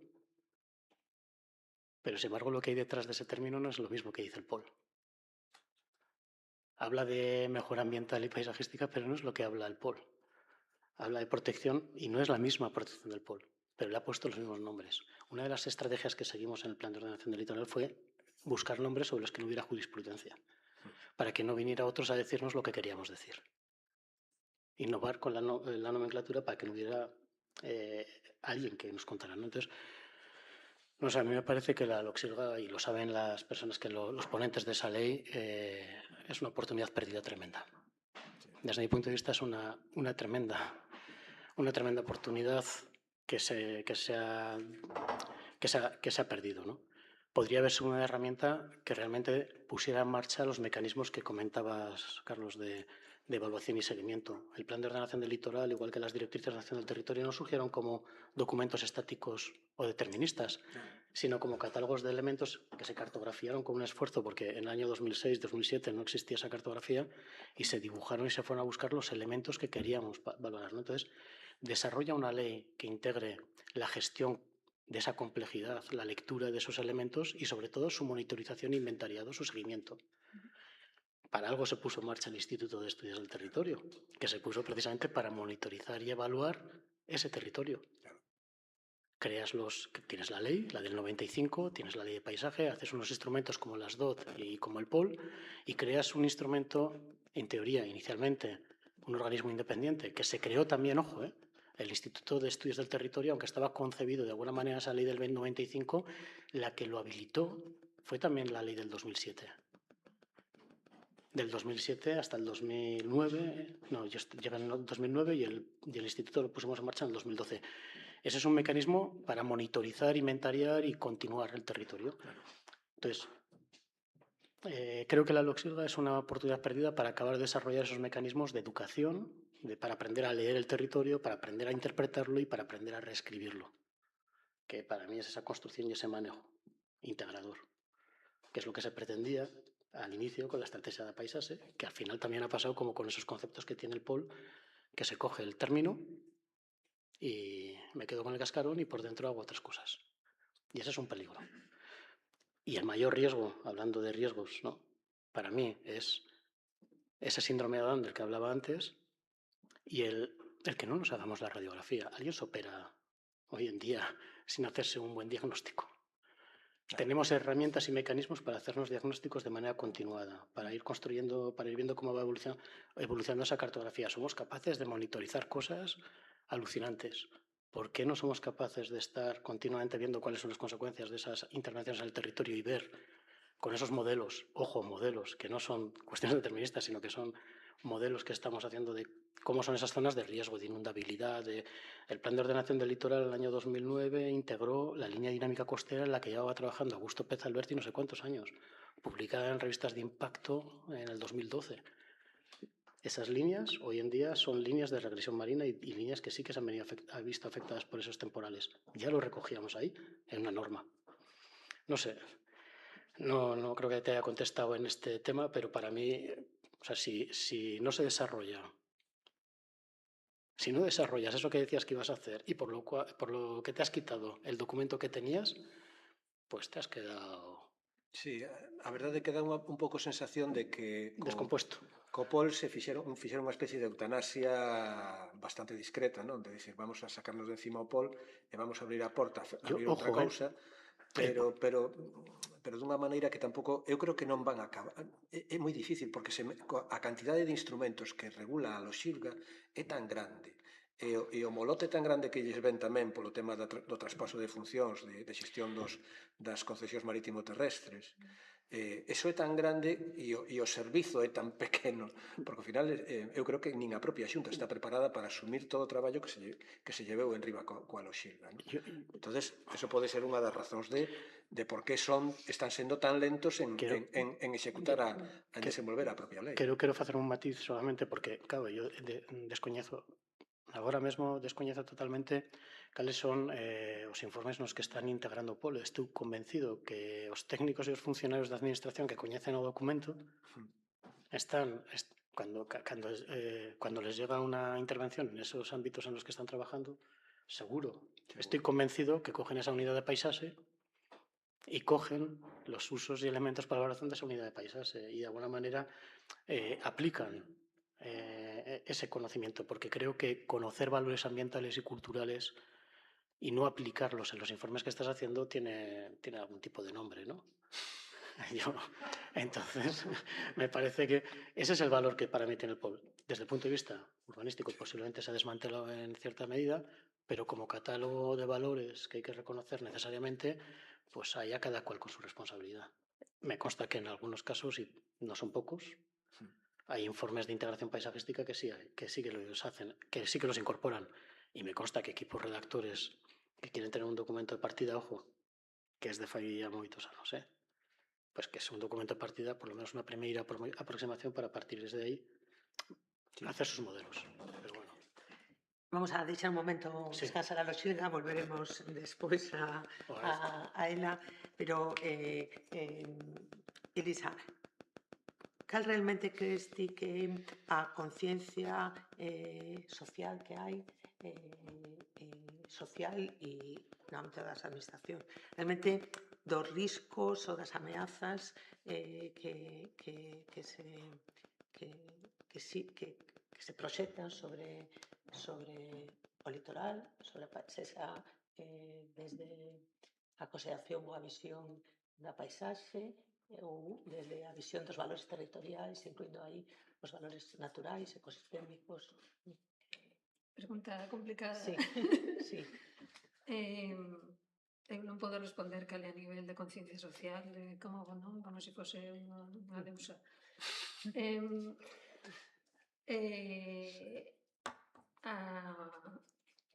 Según todo o que estamos dicindo, creo que sí que hai unha cousa clara. Está claro que a conciencia administrativa non parece que avance e a conciencia social parece que experta, aínda que iso sexa porque vimos en Altri e mesmo incluso xa cos plan de agricultura, cando se empezaron a desenrolar, donde se pretendían desenrolar e como se pararon. Non se pararon polas políticas, senón se pararon pola xente que se manifestou. Entón, eu quero pensar positivo é que sí que empeza a haber conciencia social. Outra cosa é que esa conciencia social sea efectiva para dar batalla a estes despropósitos que se nos plantexan, non? Aí quero dicir, sobre todo salientar o papel da adega, porque creo que os grupos ecoloxistas han evolucionado sendo unha voz moi imprescindible para poñer un pouco de sentido común, ¿no? En sentidiño.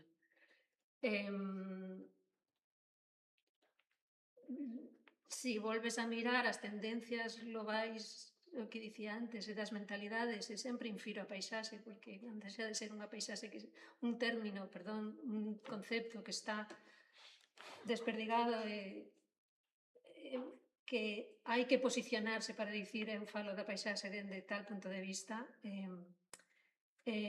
pero bueno, os cambios globais están desde logo dicindo que as persoas nos estamos urbanizando, digitalizando, individualizando, todas as cousas moi bonitas.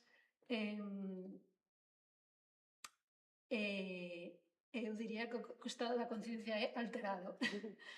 Pero é alterado precisamente porque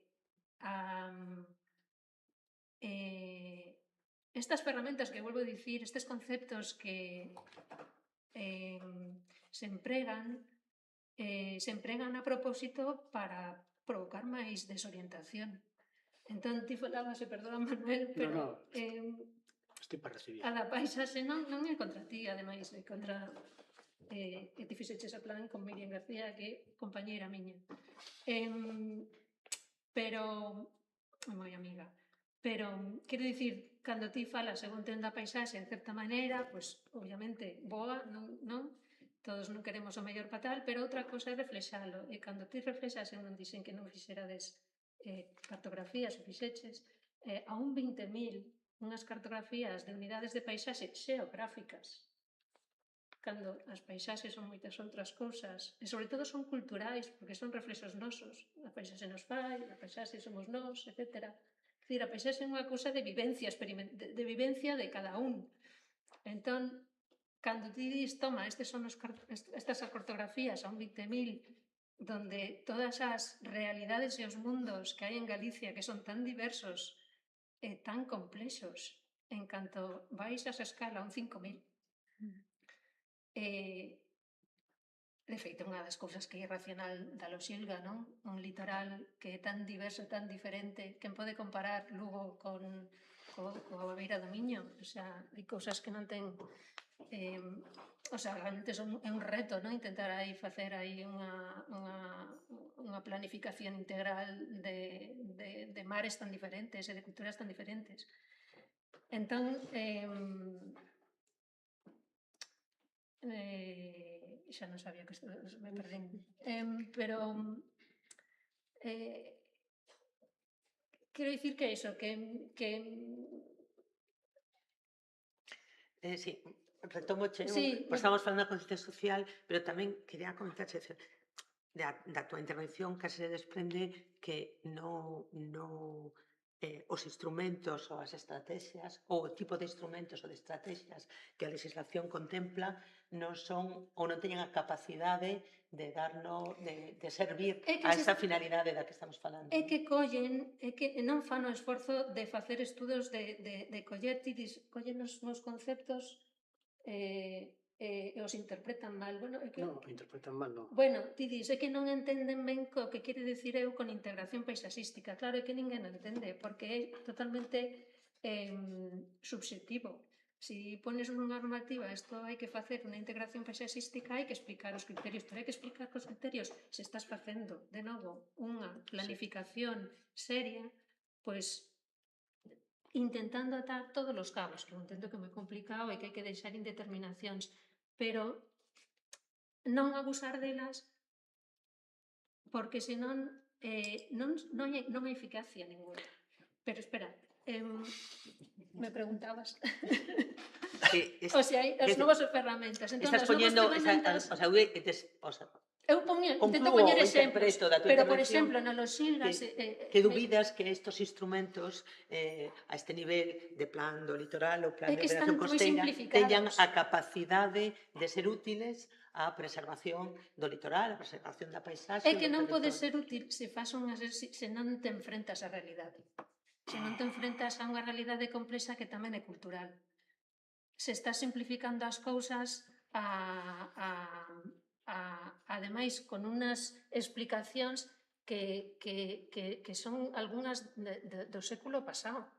Cando, o sea, non sei se vos mirades o catálogo de patrimonio cultural que colgaron nas redes, pero é que é para ponerse a chorar.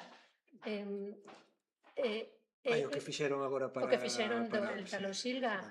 O sea, é claramente o que realmente amosan. De feito, o problema destas últimas legislacións e figuras legislativas é que din máis co que non din que o que din.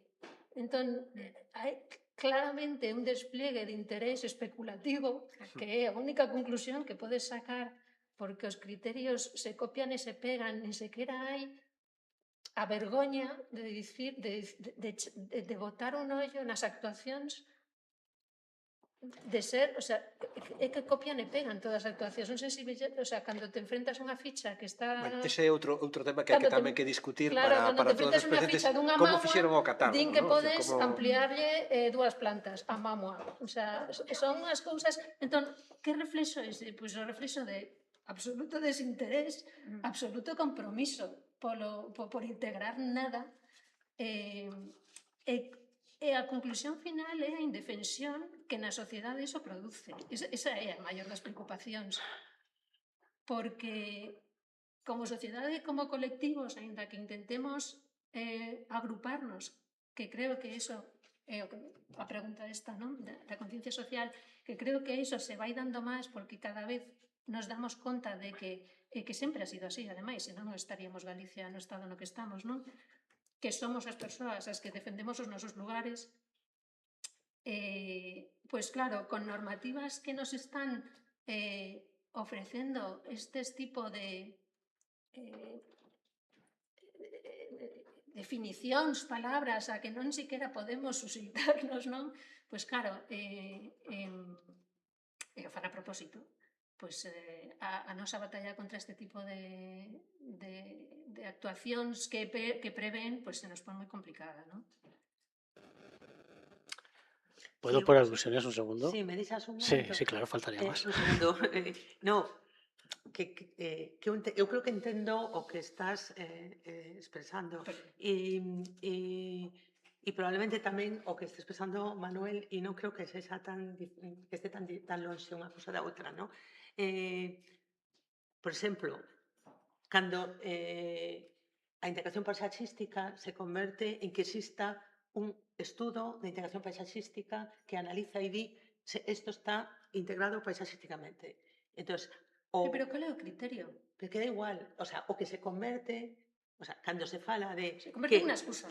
claro, cando se fala de que Un a trámite. integración paisaxística é unha maneira de traballar analizando e considerando e tendo en Si conta tes na boa fe, reducción, si tes mala fe, non. pero cando a integración paisaxística se limita a converter en que exista un documento que se chama de integración Que paisaxística, fai o propio autor. efectivamente, e con eso xa será o plan ou o instrumento que estás desenvolvendo xa ten todas as bendicións porque hai algo que se chama integración paisaxística, pero que ven sendo mesmo que é co impacto ambiental. Tamén hai un documento de impacto ambiental. Xa non Sí, importa pero o impacto contido. ambiental remite a unos termos que nos podemos asociar a cosas máis científicas. O non. Pero de O non, repente, o non. o non, Tamén pero a subxetivo. paisaxe ten ese engano, non? Cando Sí. utilizas. Sí. Que ti podes poñerte a falar do sentimento que nos une coa música e eu que sei, este factor. Se converte, pero non, porque cando a avaliación das alternativas nun estudio de impacto ambiental é unha matriz que é 3,5, 3,49, 3,51 Así, cando a cuantificas. Sí, e entonces escollo a 3,5 Exacto, sempre esta pasa. porque o de menor impacto, é dicir, igualo todo para que podo Sí, decidir sí. entre todo o que me interesa, Sí. o sea, o que estáse valeirando o contido do instrumento. Sí. Non é tanto o problema do instrumento, senón da utilización que se fai, porque Sí, claro, sempre. non necesariamente ese instrumento é bo, pero podería selo, traballando dende outra Sí. maneira. O sea, a integración paisaxística formulada como un criterio a utilizar Pero, sabes que pasa? É que ou unha forma de traballar que teña o que atenda a paisaxe. unha das cousas a que as figuras legislativas deberían en un futuro hipotético ideal é entender que o que temos ao territorio e o lenzo que incluso estamos debuxando é algo que está en proceso de cambio, é dinámico e ademais o proceso é moi acelerado. Entón, como está en proceso, é moi difícil de fixar. E esa é a cousa que está detrás de todo. Entender que ese plano non existe, nunca existiu, nunca, é imaginación pura. E cando te enfrontes ti á realidade, baixando xa a un arquitecto que se enfronta a unha parcela, non estará aí nada do que está. Entón, esa é a dificultade de todo. E iso é o que deberían as legislacións, que é un pouco a última parte, non, da xestión adaptativa, pero esa é.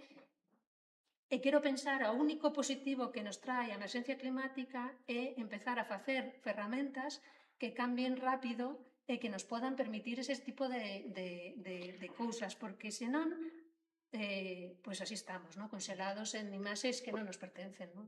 Venga, antes de pasar a última pregunta, nos queda un breve Manuel que quería responder no. y despois Lucía. Además me viene muy bien lo que acabas de comentar, Elisa, porque, claro, que existan esas herramientas y que las leyes se hagan como estás diciendo, también es lo que decía yo, que lo SILGA es una oportunidad perdida. ¿Para qué?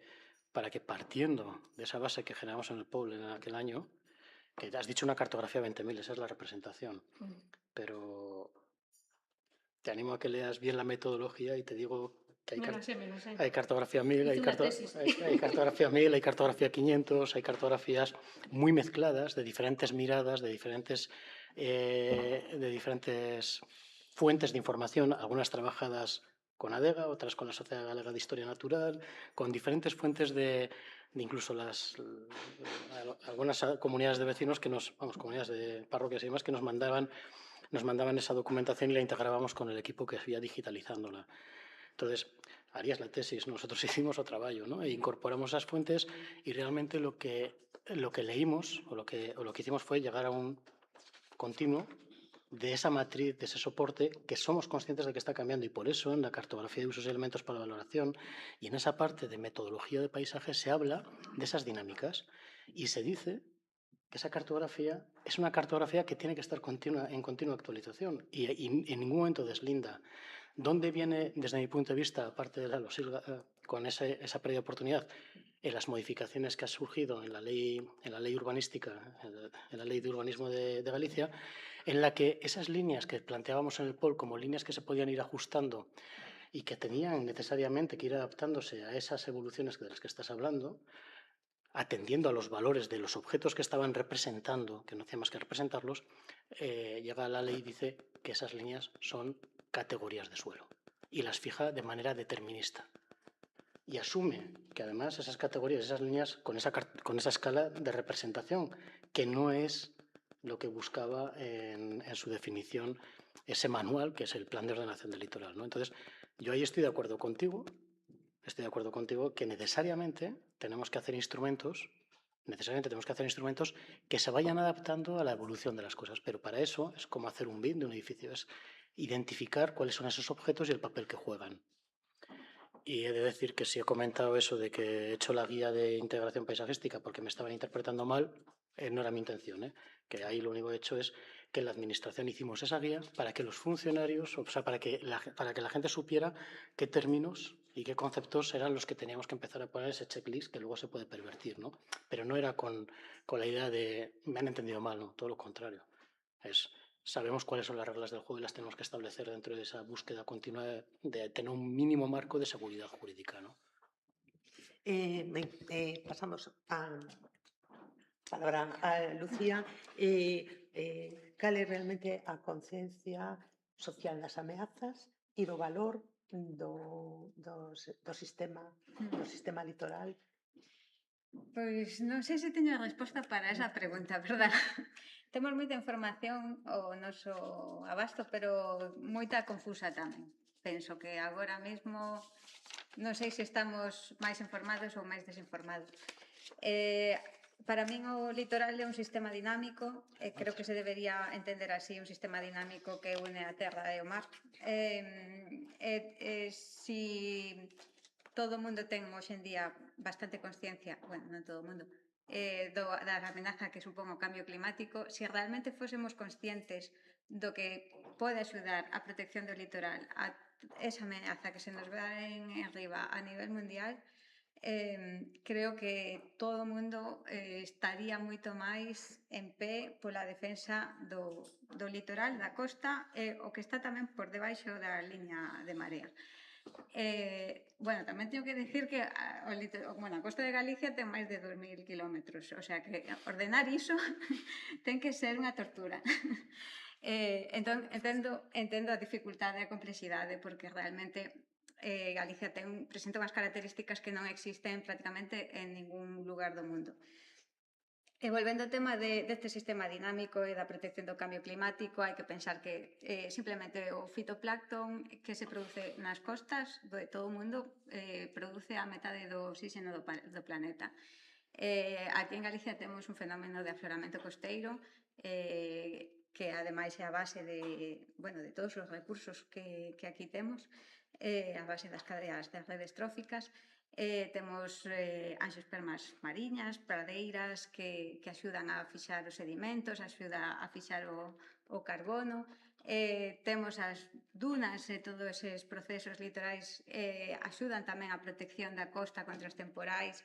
Todos estes efectos do cambio climático que vamos a ter, que nos vamos a ter que adaptar sí ou sí, porque non nos queda outra, a protección do litoral, tanto por riba da liña de marea como por baixo, debería ser fundamental e debería estar xa integrado na nosa cultura xeral. Penso que aínda non está. Non sei se ao final non nos vai quedar outra que aprender, como xa está sucedendo en outros territorios da península, evidentemente. Solo iso. Nesta cuestión dos instrumentos, pensas ou coñeces que realmente sexan necesarios ou instrumentos de protección ou recoñecemento de proteccións ou outras estrategias e a estrategia tradicional que é o recoñecemento do valor ou dos espazos singulares non é útil a esta protección ecosistémica do litoral. Claro, evidentemente vivimos todos neste planeta entón compartimos territorio con moitas especies e o ser humano evidentemente é unha das que aquí habita. Forma parte da paisaxe da que falábamos antes e non se trata de excluílo deste enfoque ecosistémico, evidentemente, pero tamén temos que ter en conta, pois, bueno, todas estas pezas do puzzle. O litoral non é só refuxio para os seres humanos, non só aporta comida e recursos alimentarios para os seres humanos, tamén para moitas especies mariñas e costeiras. Por exemplo, non sei se moita xente coñece que por diante das costas de Galicia está un dos corredores migratorios de aves mariñas máis importantes do mundo. Aquí se alimentan e usan este espazo especies en perigo crítico de extinción, especies vulnerables que aniñan nos cantís. Entón, non é só a nosa paisaxe, tamén a paisaxe de moitos outros organismos que conviven con nós. E temos que ter esta visión integradora, claro, pero tamén esta visión máis ecosistémica, máis de entender os hábitats e de entender que son parte do territorio, igual que a nós. Imos a terceira pregunta para despois dar un breve tempo para a intervención do público. A última, se estas serán complexas, a última é máis aínda, non? E situaba ou falaba, bueno, isto que comentaban agora hai un momento Manuel e Elisa, non? Fálase de xestión adaptativa, de xestión no local, dos valores naturais e culturais propios de cada lugar e dos seus significados, de participación social, de restauración, de espacios protegibles, de espacios restaurables e do resto de conceptos que poderíamos seguir enumerando durante horas, non? Realmente, como se debería orientar a xestión do espazo litoral dende xa co obxectivo da sostibilidade dos espazos litorais, cales son os principios, os criterios aos que debería atender e que papel debería ter nesta orientación ou neste obxectivo os valores patrimoniais, naturais, culturais, materiais do sistema patrimonial, das paisaxes culturais, do espazo litoral, como poden axudar ou contribuir a este obxectivo. Bueno, eu creo que, para aterrizar un pouco a cuestión, como sempre, eu sería partidario primeiro de ir traballando conscientemente en superar o hype da loxilga, é dicir, de superar toda esta faramalla que nos deixou a loxilga de que era unha lei fantástica que nos facía mellor país porque íbamos ser capaces de xestionar as peculiaridades da nosa costa e analizar moito mellor o que vai ser a execución da loxilga, preparándonos para aumentar a nosa monitorización do territorio, do que vai ser a aplicación desta lei. Eu creo que aí é fundamental o papel dos movimentos sociais, das asociacións ecoloxistas, que son as que están a pé de territorio, non? Bueno, pois vendo, analizando pois como vai ser o novo corredor que vai chegar ali da vía rápida de Vilagarcía a Lanzada, incluso, bueno, pois eu tamén diría que defendendo unha popularización dunha especie de, e dándolle, igual que o glorioso bipartito lle deu un corpo de natureza á protección dos furanchos, pois eu creo que tamén teríamos que dar un paso adiante e dar carta de natureza de algún xeito ao movimento antifodechinchos, porque creo que, a ver, ainda que sea unha coña, os fodechinchos son os que, como chamamos aquí, aos que veñen de fora a pasalo o verán, bueno, os madrileños, basicamente, ¿no? Para acabar pronto.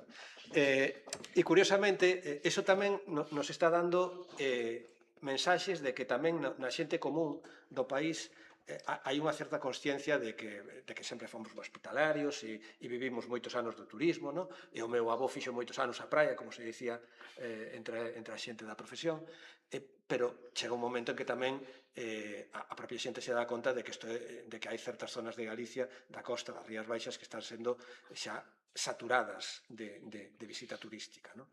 E eu creo que tamén esa consciencia hai que coidala e hai que alentala, porque eu creo que é o xérmolo dun movimento social de contención e de decrecemento do uso do litoral, que é moi necesario, non? Porque se vamos ao plano político-administrativo, eu son moi pesimista. Eu teño un caso que vos pode ilustrar hasta que punto os órganos da Dirección Xeral de Patrimonio Cultural, en concreto o Consello Territorial da Coruña, pois o tema do cambio climático e da subida do mar le trae al pairo, porque hai aproximadamente un ano tuvemos ocasión de estudar un proxecto de rehabilitación dunha bella industria de curtidos de Noia, da ría de Noia, a fábrica da Chaínza, que está, bueno, pois nunha zona da ría inundable, non? E por iso, precisamente, como é inundable, pois está arruinada e non... Bueno, por resulta que o Concello, pois, se lle ocorreu aí facer un centro de día para maiores. E claro, que plantexaban no proxecto de intervención? Subir a cota de todo 1 metro.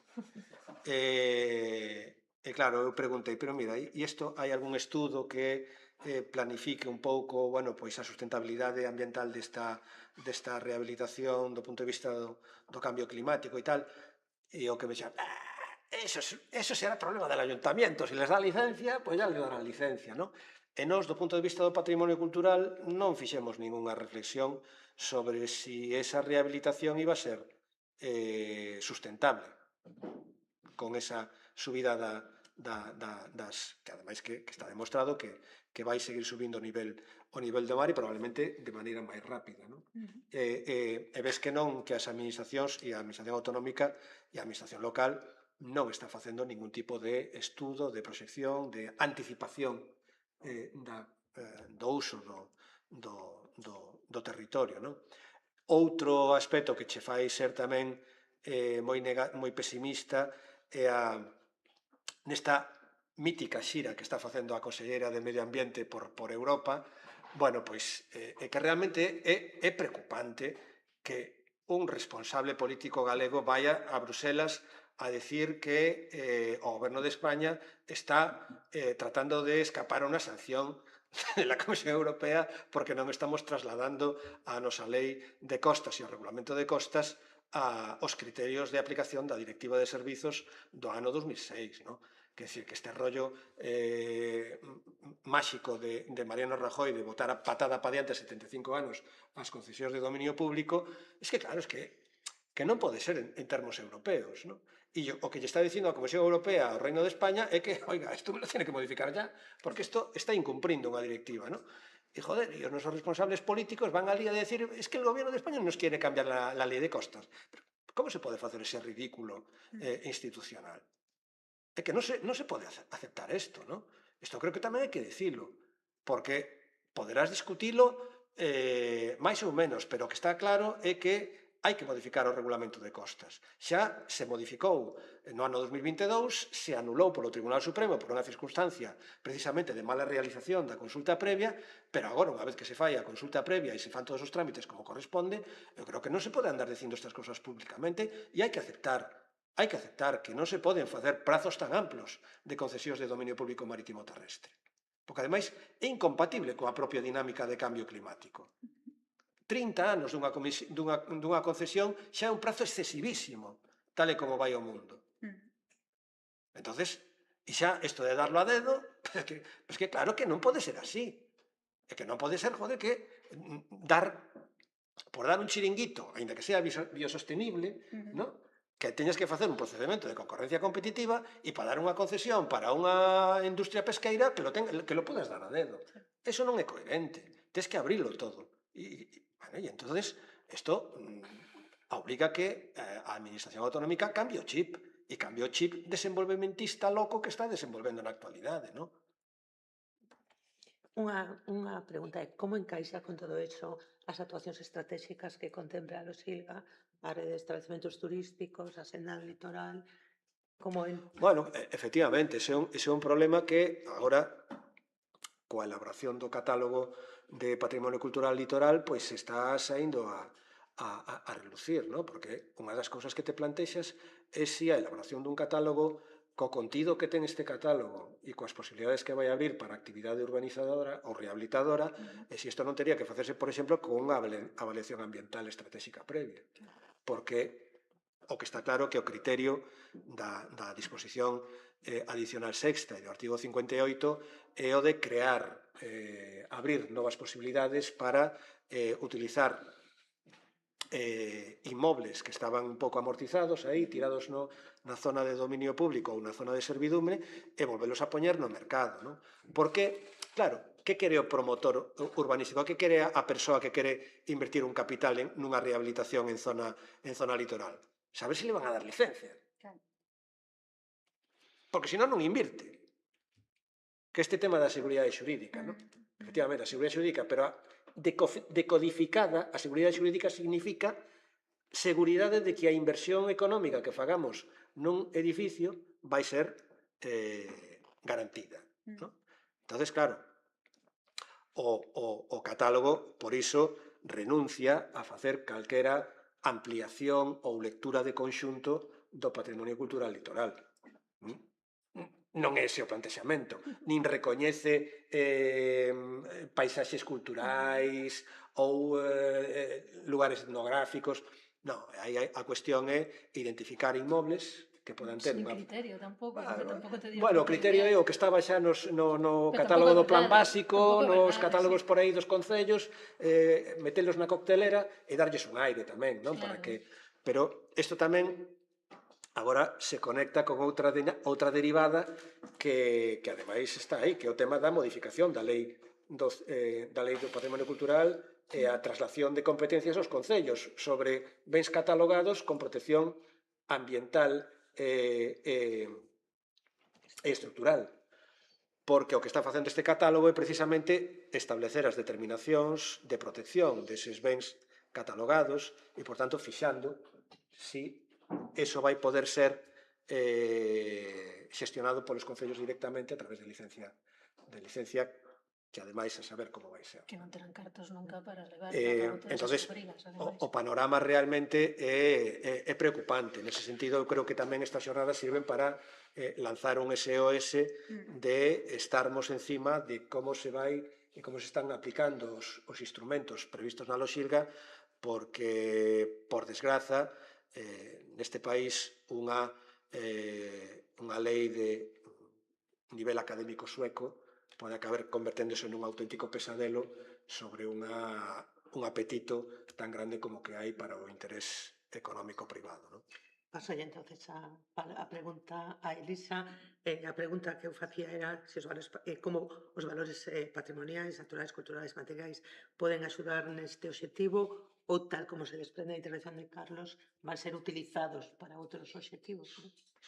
Claro, a ver, deberían servir, pero tal como teñen planteado, non o que para eles é só unha mirada especulativa. Metro cadrado solo, non? Eu quero dicir aquí, ademais, botándolle tamén unha mano aos de Nundo, que creo que hai que tamén interiorizar, e xa non só, porque tamén as aldeas que teñen este tipo de ruínas ás veces, non? Edificacións patrimoniais se enganan creendo que hai que reconstruir todo, porque é un concepto realmente bastante antigo, cando hai que asumir que hai que ter ruínas no territorio.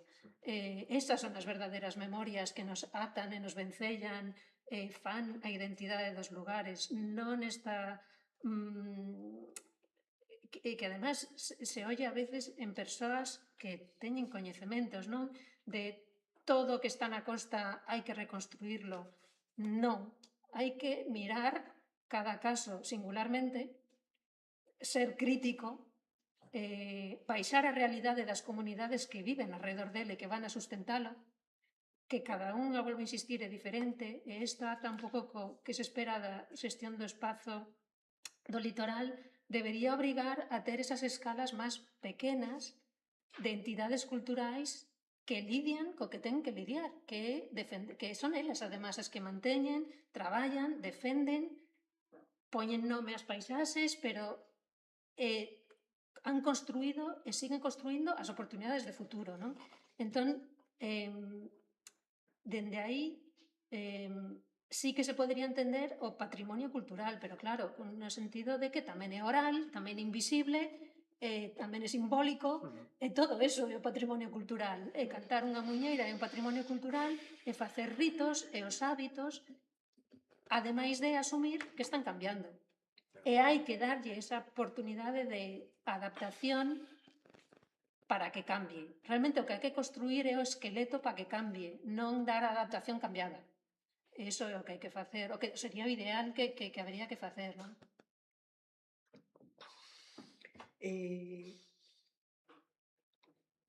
Lucía. Sí, bueno, eu agora estaba pensando tamén o outro día saía na mesma páxina web da Xunta unha noticia que, bueno, ilustra un pouco o interese este interese especulativo, pois a Conselleira de Medio Ambiente nun almorzo de traballo con a Federación de Constructores e falaba desa seguridade xurídica e dese catálogo de edificacións que poden ser reconstruídas e que teñen gran potencial e grande interese para esta federación de empresarios, non? Entón, o dicen eles mesmos sen tapuxos, sen esconderse demasiado. Como a única maneira de asegurar esta... bueno, a única maneira de xestionar o litoral sería pois intentar darlle máis espazo. E non só máis espazo, iso, evitar estas construccións, esta especulación, entender que temos que retroceder nese sentido e dar espazo a esos procesos dinámicos que acontecen nesa franxa. E, bueno, que pasará? Pois seguramente solo, como suele acontecer, actuarán cando teñamos a auga ao pescozo, literalmente. Correcto. E xa está. Eu quero dicir que tamén, como arquitecta, é unha das cousas que a min, por exemplo, me pareceu que non nos deixaba en bo lugar, que xa te comentei, é que o primeiro xesto que eles pensan que vai ser exemplar para ordenar o litoral é sacar o concurso dos chiringuitos. Te quedas... é tan surreal, é tan berlanguiano, que como arquitecta dis, onde están os colexios de arquitectos para levantar a man e dicir, pero que narices, que necesitamos chiringuitos? De verdade ese é o primeiro xesto público para ordear a integración do litoral. Entón a tristeza é que non son non din nada, sino que encima se fa o concurso, participan nun xurado e sai o concurso, non? O sea que as comunidades e todos os implicados e todos os agentes implicados teñen que organizarse para facer uso da voz crítica, non? E dos coñecementos que les teñen, non? Sí. Es que te quedas en palabras, No, non? a Cando ver, ves que ese tipo de cousas. o nivel de pailanismo é absolutamente brutal, non? Claro, pero hai cousas que xa dis, hombre... Ves onde poñen o foco e ves que, por exemplo, falando en termos de patrimonio cultural litoral, que xa temos unha infraestructura de institucións vinculadas a esa cultura litoral que podes meter nun plan moito máis potente do que de todo este rollo de chiringuito. O sea, ti tes aí o Museo do Mar de Galicia, tes a Illa de San Simón, tes o Museo Masó, tes moitos puntos que podes enfiar ben para facer efectivamente, da cultura, do patrimonio cultural litoral, pois unha achega turística seria e sustentable e que lle aporte valor a todo ese territorio, non? Pero non, isto non, ao final a planificación do patrimonio cultural é absolutamente inexistente, porque van al día a día, al rollo perralleiro de cada ocurrencia, dos intereses de cada momento, e van así saindo do paso. E, bueno, e todo hai que dicilo, mal non lles vai, porque siguen sacando maioría absoluta, non? Entonces algo tamén non lo tenemos que facer mirar.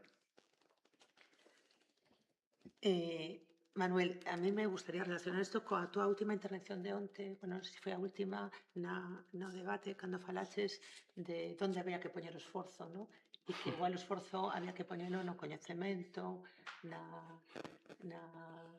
investigación, no estudo, no análise, non? Sí, sí. Vamos, yo creo que creo que es esencial.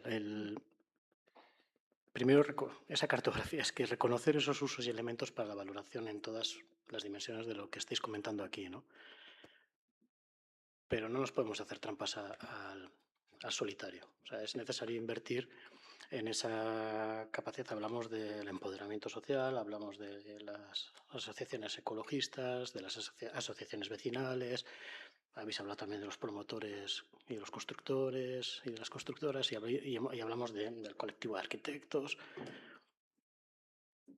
Pero yo creo que también tenemos que dotarlos de recursos, y no solamente recursos económicos y medios personales, porque para poder hacer esa reacción o para poder establecer ese diálogo y ese trabajo, ese esfuerzo, ¿no? Tenemos que de alguna manera apoyarles, o tenemos que apoyarnos.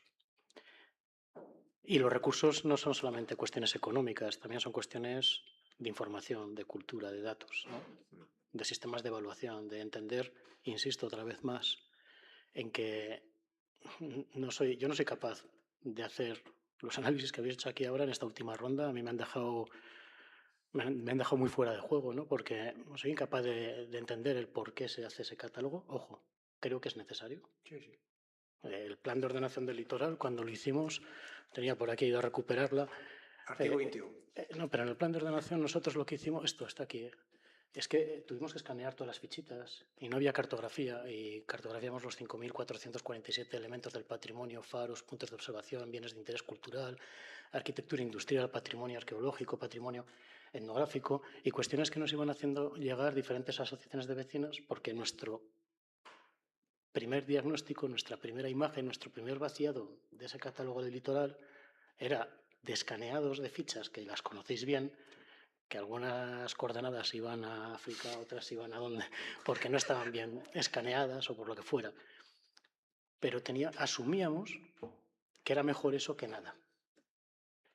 Y entendíamos que había que hacer visible precisamente esa información que de otra manera era inaccesible. Y a partir de ahí, a partir de esos mimbres, ir construyendo. ¿Faltan catálogos, faltan elementos de patrimonio, de paisajes culturales en este catálogo que va a salir ahora? Levantemos la voz, indiquémoslo, pero no vayamos a coger y decir lo que hay hecho no vale para nada, sino decir, mira, esto se puede mejorar. Esto se puede mejorar y se tiene que utilizar de esta manera. Y falta este conocimiento y falta este dato. Construyamos, como decía antes, el territorio es un libro que se lee con los pies y se construye y se escribe colectivamente. Ayudemos a ir recogiendo todo ese conocimiento que está disperso, diseminado, oculto o simplemente desconocido. ¿Cuántas veces nos encontramos elementos, esos catálogos que están también georreferenciados, que tenemos también conocidos, cuando hicimos el LIDAR y descubrimos que había mamuas, había un patrimonio brutal que no estaba inventariado en ningún sitio. Entonces, hay un momento en el que tenemos que asumir que hay que salir y entender que la perfección, pues la tenemos que ir construyendo poco a poco. O sea, tenemos que ir mejorando ese conocimiento, y lo que hoy entendemos que es acertado, pasado mañana igual no, porque nos tenemos que establecer los objetivos. Tenemos que dotarnos, yo creo, y forzarnos a invertir la energía en vez de ponernos tantos palos en las ruedas, a decir hacia dónde queremos ir. de forma colectiva y a ir de alguna manera canalizándonos.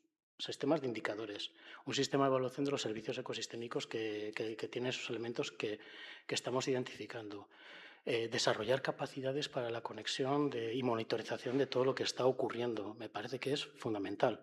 Y me parece que es valiente, ojo, de alguna manera, asumir que no hay un catálogo que se hace y estuvo expuesto al público. Mejorémoslo. Ayudemos a los equipos técnicos que están trabajando en esa información a mejorarlo. Conozco algo de ese proceso y me consta gran parte del esfuerzo que está haciendo el equipo técnico que está detrás y no soy ajeno a las presiones, o sea, soy sensible, soy empático, ¿no? Empatizo porque de alguna manera revivo algunos momentos y me parece que lo que tenemos que hacer es vigilar en la línea de lo que comentabais, pero no como una alerta dramática de lo que va a ocurrir. Comentabas que hay muchas cosas que hay que dejar en ruina, de acuerdo. Cuando hicimos las DOT asumíamos que el modelo de asentamientos de Galicia, con esas entidades de población y con ese modelo celta que tenemos de un territorio tremendamente generoso que acoge comunidades y ha permitido el asentamiento en muchos núcleos de población, pues igual algunos hoy en día con los estándares que tenemos de calidad de vida no son sostenibles con los estándares y tenemos que empezar a abandonarlos, tenemos que dejar que se pierdan, ¿no? Pero me parece que coger y decir que ese patrimonio histórico, cultural que se ha construido, que nos ha ayudado a manejar la costa en diferentes momentos, debemos dejarlo abandonado, a mí me parece arriesgado. Y voy a decir, y me echo una piedra y me podéis expulsar de aquí o pido otra vez la presencia de mi abogado.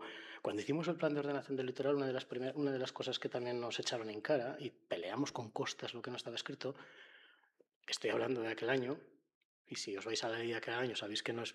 Nosotros decíamos que había faros y elementos del patrimonio industrial que estaba en la zona de la costa que entendíamos que se debía innovar en la utilización, en la reutilización, y estaban en dominio. Y nosotros permitíamos desde el plan de ordenación del litoral que esos espacios que ya estaban transformados, construidos y demás, que era mejor que en esas zonas se crearan espacios de innovación a permitir que se siguieran haciendo asentamientos en zonas que son suelos productivos, que son suelos productivos desde el punto de vista de fértiles, agrarios, forestales o zonas de riesgo. Yo prefiero y siempre he preferido que se rehabilite ese patrimonio. Si para eso tengo que establecer un ganar-ganar, ¿no? Un win-win, ojo, yo, mira, con este lapicero puedo escribir una poesía preciosa, hacer una obra de arte estupenda o sacarte un ojo, ¿no?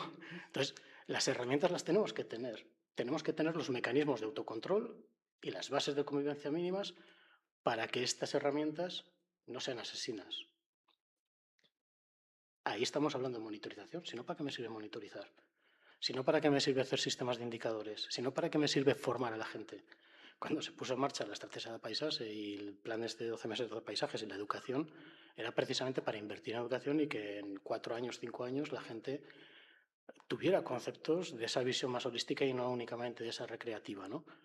A mí me parece, francamente, con todos los matices, algunas de las afirmaciones que he escuchado en prensa, me parece que buscar alianzas para mantener un patrimonio que no tenemos capacidad de mantener, creo que es bueno.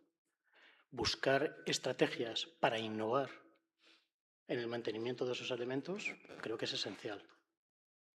Y poner en marcha también mecanismos de control, vigilancia y de concienciación de cuál es esa visión social, de qué es lo que queremos hacer con eso, me parece que es la base y trascendental.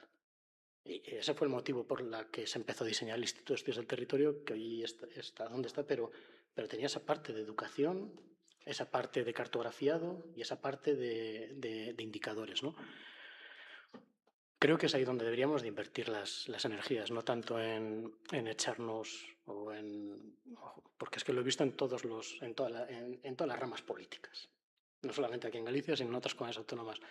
Y lo importante es saber el qué estamos haciendo y para qué, y qué papel puede jugar cada uno de estos elementos para coadyuvarnos a alcanzar unos objetivos de cohesión social y eficiencia ambiental.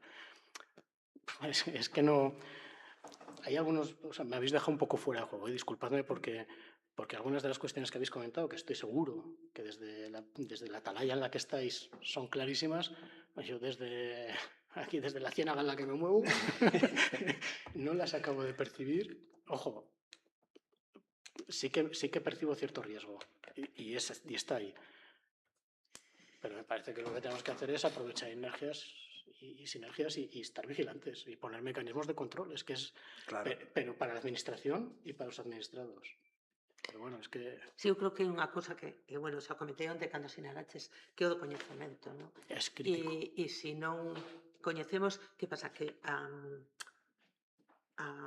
o proceso que estamos seguindo é coñecemos para tutelar, non?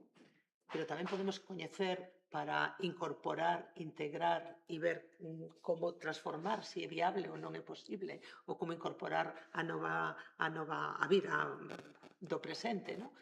Cousas que veñen da memoria e de outro momento, non? Entón, claro, sobre o catálogo do litoral ou sobre outras cuestións, desde a sección de patrimonio do Consello xa temos falado alto e claro, no, sobre a situación na que está, no, o catálogo e cal é o nivel.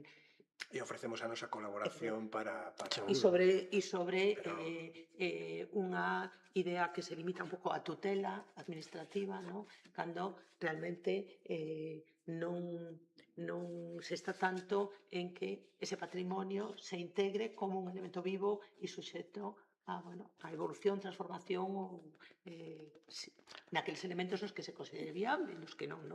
Pero ese coñecemento de territorio, se falábamos do catálogo de terras de especial productividade agraria de Galicia, que hai unhas carencias, no? de información e de coñecemento, no? De estudo do territorio en xeral, no? para traballar desde aí, no? Que parece a veces un pouco Sí, sin embargo osado, ¿no? Que se establezcan certas normas ou certos plans sin ter esa base, ¿no? Tendo medios hoxe para... Yo creo que hay un problema y igual es un sitio donde tenemos que poner toda la carne en el asador y es realmente eliminar esa mirada sectorial, ¿no? Sectorizada. Y porque realmente hay un conocimiento brutal. O sea, el equipo de Juan Picos en la Universidad de Vigo, que tiene todo eso de los caminos de fuego, el mapa, el inventario forestal continuo, hay gente que tiene, pues hay cantidad de documentación, cantidad de información que nos permite ir haciendo esa integración. Yo lo que veo, el valor que le veo, y uno de los ejercicios, cuando hicimos ese trabajo, a mí no me autorizaban, me decían, ¿pero qué vas a publicar los elementos del catálogo, los catálogos que tenemos, los BIC y los... Pero entonces la gente va a saber dónde están los elementos patrimoniales. Qué mejor que saber que están ahí para estar más vigilantes. Qué mejor que poner en relieve ese valor o ese elemento, que ahora hay cosas que es que algunos ni se imaginaban que eran catalogables. Ahora ya están reconocidas, están ahí. Bueno, pues ahora activemos mecanismos para un trabajo comunitario, colectivo y de tutela y de establecimiento de objetivos desde una visión social, ¿no? Desde una visión colectiva, ¿no? A mí me parece que eso es clave. Hay muchas herramientas, vamos, hoy en día es brutal la capacidad que tenemos para monitorizar, medir, evaluar, ¿no? De cuando hicimos esto hace tantos años. Y incluso si desarrollásemos mecanismos de integración de procedimientos administrativos. O sea, yo es que te miro, Lucía, y perdona, pero claro, pienso en el esfuerzo que se hacen desde las asociaciones ecologistas con la información y los medios que tenéis de voluntariado y demás, y es que o los que hacemos desde colectivos de la agrupación o la agrupación galega de arquitectos urbanistas, que son grupos de trabajo absolutamente voluntarios, ¿no? Tener por lo menos la base de información de ese catálogo de patrimonio, de esos elementos del inventario forestal de Juan, nos da herramientas que nos permite tener mucha más potencia cuando sabemos leerlas. Y lo que tenemos que aprender es a transmitirlas mejor o a ponerlas en valor y que el conjunto de la sociedad las acoja. Vigilancia. Que o lápiz escriba poesía, que non arranque un ollo. Eso es. No, pero para eso tenemos que hacerlo. Es que encántame esa metáfora, ¿no? De que o territorio es un libro que es el de Cospés, se escribe colectivamente. O penso que o patrimonio territorial es o patrimonio natural e cultural que da forma a paisaxe, ¿no? Sí. Entonces ahí uno más o menos todos los conceptos, pareceme que es que es tremendamente necesario saber manejar. O sea, cuando una sociedad entende un lugar, ese patrimonio natural, esa eficiencia ambiental, aprende a manejarlo, asiéntase en él. O cultiva, ¿no? O culturiza. Sí. E construye a súa identidade. E a partir de aí, tes un colectivo que pode comprender un lugar e manexarlo. Cal é o problema de hoxe? A intensidade e a velocidade dos cambios. E as condicións que nos ven superpostas de mucha materia e enerxía que ten que venir de fora para que podamos desenvolver a nosa actividade cotidiana. Ben, deixando no ar esta pregunta de por qué non hai este traballo, por que non hai esta información, por que non hai este coñecemento, por que non hai esta accesibilidade a todo eso, que cada un se responda como queira. Se vos parece, damoslle a palabra aos asistentes para os que queirades formular unha pregunta. Pobriños. Tere. Sí, espera que te Vai pasen traer o un micrófono micro, porque senón... para que te escoiten os que están conectados. Senón non se grava.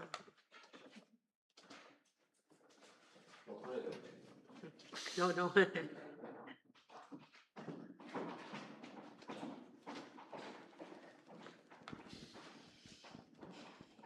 Bueno, moitas grazas pola xornada, polos puntos de vista tan honestos de cada un e por ter, ademais, visións discrepantes nalgún sentido que lle deu moito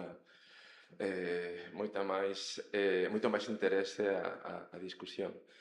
Eu quería, quizáis, aportar unha visión un pouco máis optimista ou unha revisión máis optimista dos últimos anos, aínda que sí, evidentemente hai cousas que foron moito peor, non? A miña perspectiva, o peor que sucedeu foi o cambio, a modificación feita da Lei de Costas e a consecuencia que tivo na concesión da celulosa de Pontevedra, eso foi obvio. Pero logo hai cousas que eu penso que abren oportunidades na ordenación do litoral e tampouco comparto totalmente esa visión tan negativa da Loxilga que se ven cando saiu.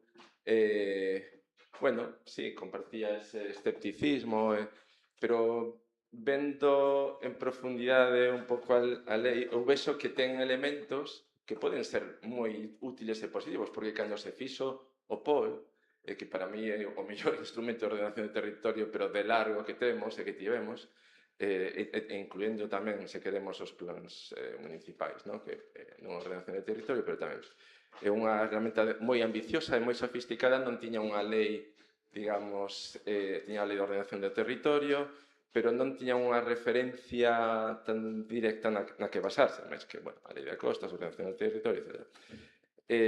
Este sí que pode ter algunhas cuestións que a hora de ordenar o territorio poden ser interesantes. Por exemplo, eu penso nos principios nas que está basado, que fala destes principios que son o enfoque ecosistémico, por un lado, o principio de precaución e non regresión. E logo, claro, non interpreto que o POL este derogado, eu interpreto que o POL agora chamase POC.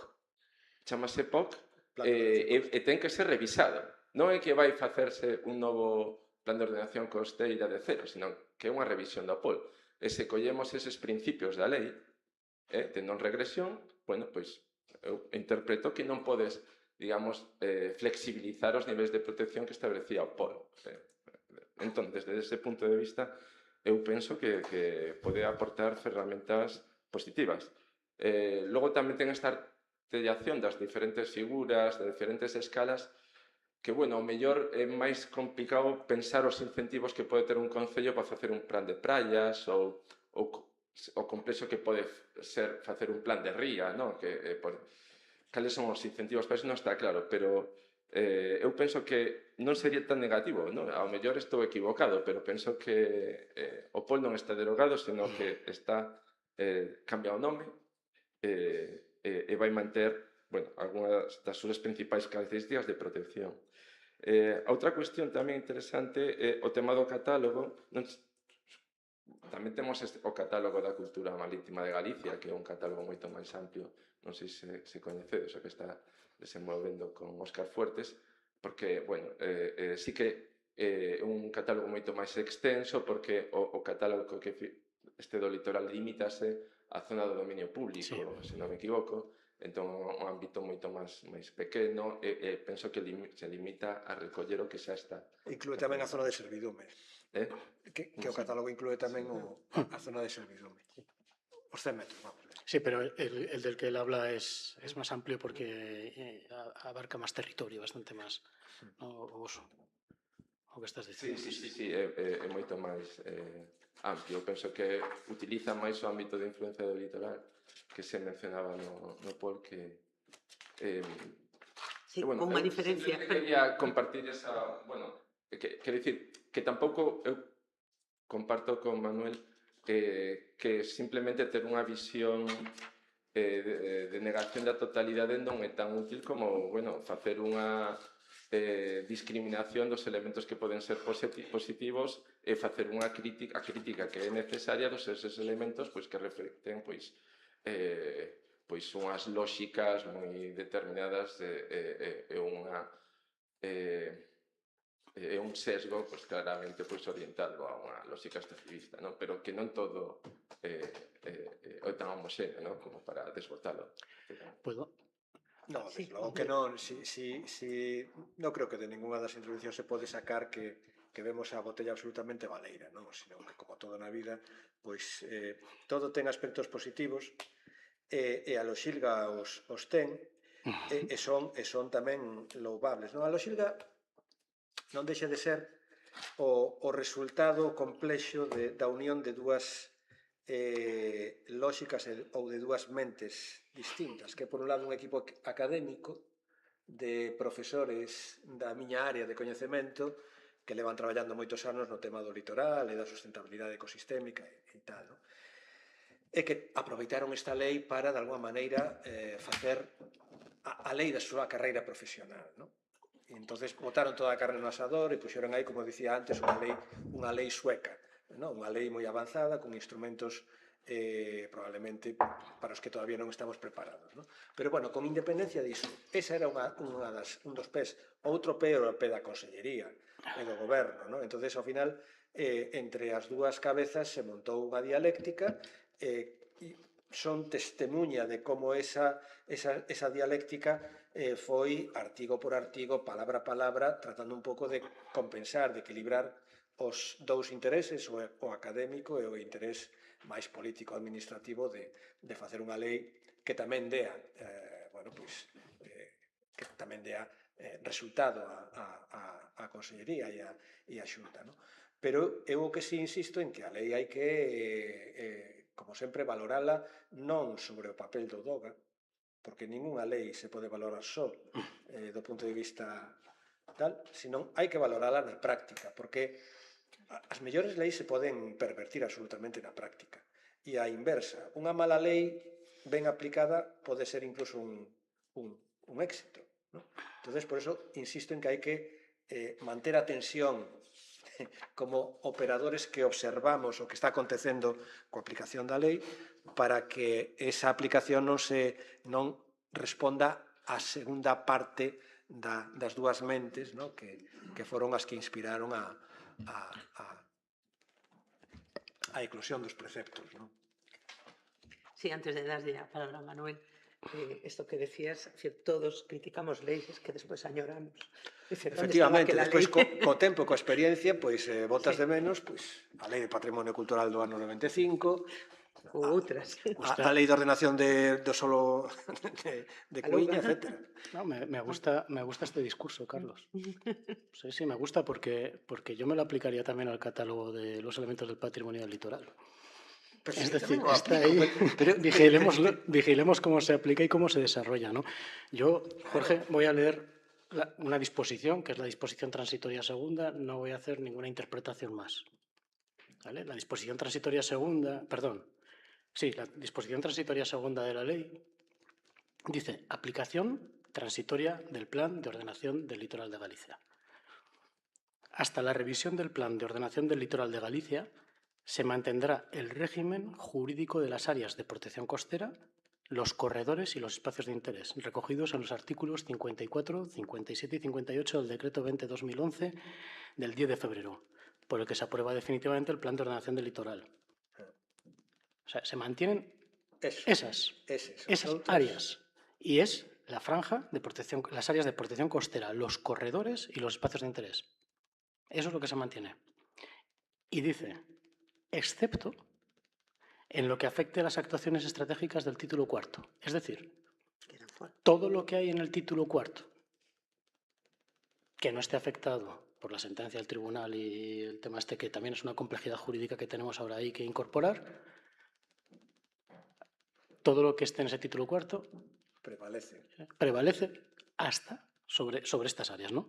Perdón, he dicho que iba a leer literalmente y estoy interpretando, discúlpame. Entonces, estratégicas del título cuarto, cuyas disposiciones serán de aplicación a partir de la entrada en vigor de esta ley. No es a partir de la aprobación del plan costero. En el momento en que esta ley, que entró en vigor hace ya un tiempo, todo esto es lo que es de aplicación. A los efectos de ejecución de las actuaciones estratégicas previstas en la presente ley, el Instituto de Estudios del Territorio aprobará los instrumentos cartográficos que recojan la zonificación regulada en el título 3, que es esa zonificación en la que incorpora todos los espacios naturales, la costa y no sé qué, en la que utiliza, o se incorpora terminología, pero el fondo de esa terminología, porque podemos decir, hemos ampliado la zona de protección costera, claro, si me metes la protección ambiental, pero si me metes todas las aguas continentales y me metes todo el espacio natural que se mete hasta el interior, lógicamente aumenta cuantitativamente, pero en las zonas cartográficas, tengo un visual hecho por ahí comparando los dos y se ve. Entonces, al final, yo voy a esta disposición transitoria segunda. Y ojo, me parece que hay gente en la Administración en estos momentos está entendiendo que esos usos, esos elementos para valoración y esos valores que están recogidos en el POL lo están aplicando e incorporando.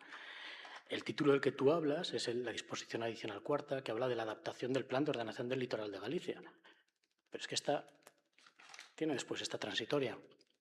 Entonces, va en parte de lo que decíais, que hay veces que las leyes, ¿no? Entonces, el Plan de Ordenación del Litoral de Galicia, aprobado definitivamente en tal, se pasa a denominar Plan de Ordenación Costera de Galicia y deberá ser revisado para su adaptación a la presente ley.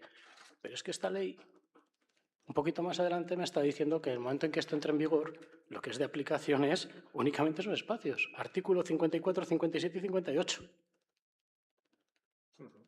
En eso me baso. En eso me baso. En relación a los instrumentos que comentas de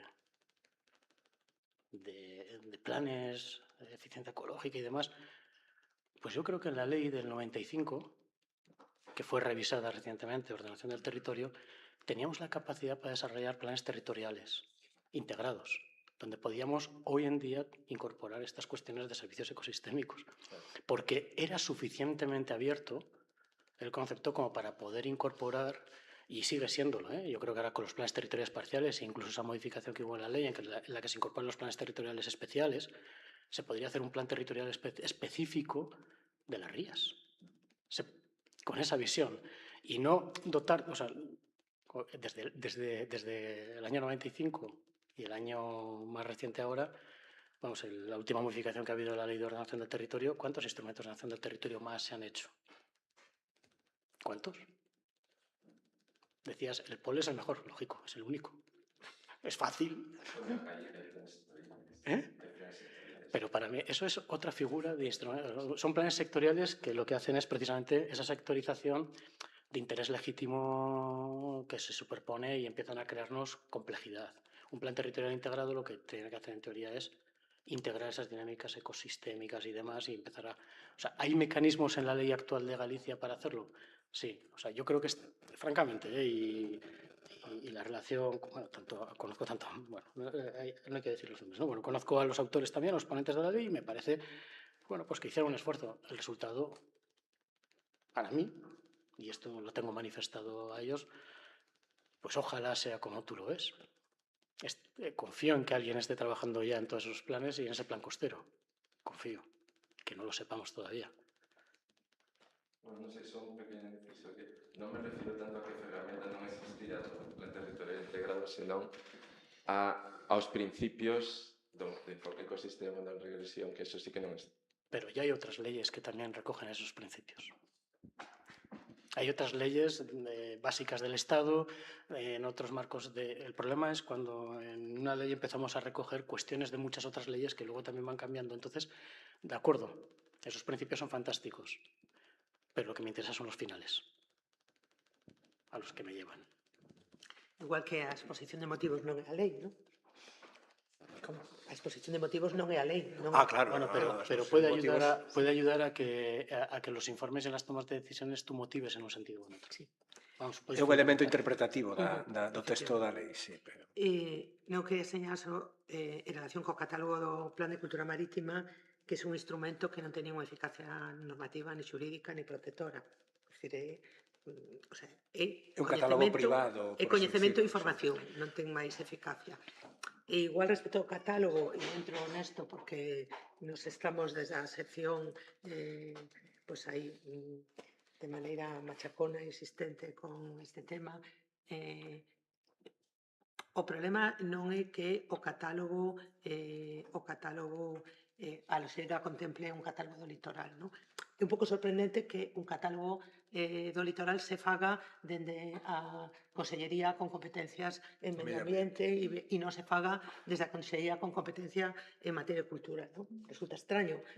Por qué? ¿No? Porque a Consellería que ten o coñecemento e a capacidade de xestionar o patrimonio cultural non está facendo ese catálogo que perfectamente se pode integrar en calquer instrumento, ¿no? Porque hai de pronto esa segregación, ¿no?, dese catálogo. E outra que... Pero están colaborando, ¿no? Teñen que colaborar porque teñen que facer un informe. Os Direccións de Patrimonio Cultural informan sobre o resultado da Sí, pero bueno, quen lidera a elaboración dese catálogo, ¿no? Esa é unha cuestión que a mí me suscita preocupación e curiosidade. Por qué? ¿No? Por que se fai eso? ¿No? Cada un pode responderse a esa pregunta como queira, ¿no? E outra cuestión é que os catálogos, tal como están en xeral, parten dun insuficiente coñecemento dos elementos que se catalogan. E sin ese coñecemento se establecen moitas veces determinacións de intervención moi xenéricas, ¿no?, que non entran na especificidade dos bens. E iso vémolo continuamente, ¿no? Por exemplo, temos normativa que di temos unha lei de rehabilitación que di que os elementos con protección ambiental ou estrutural se poden demoler e reproducir algo parecido a eso, sempre que non se afecte os elementos especialmente protegidos, ¿no? O que parece, bueno, si eu non afecto os elementos especialmente protegidos, pero claro, cando vou ao catálogo e me pregunto cales son os elementos especialmente protegidos, claro, non están. Entón, que pasa? Que todos os elementos catalogados non teñen nada especialmente protegido e todo é susceptible de ser... O problema é que non está tanto na elaboración da norma, ¿no?, que pode parecer sensata e razonable, ¿no?, que cando vas despois á realidade da súa aplicación, pois atopas que todo está no ar, ¿no? Eu o que vexo nas estas formulacións de catálogos xerais con unha mirada así de rexión galega despegada das localidades é que o cosifican completamente o patrimonio edificado. Sí.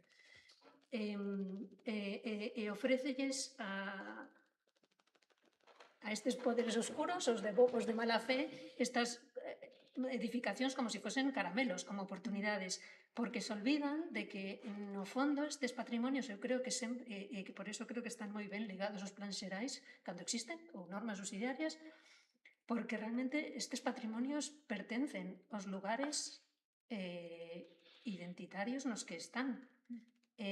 Ofrecerlos a mesma información pública está ben, pero sin esa conciencia de isto non é unha barra libre que é o que parece, non?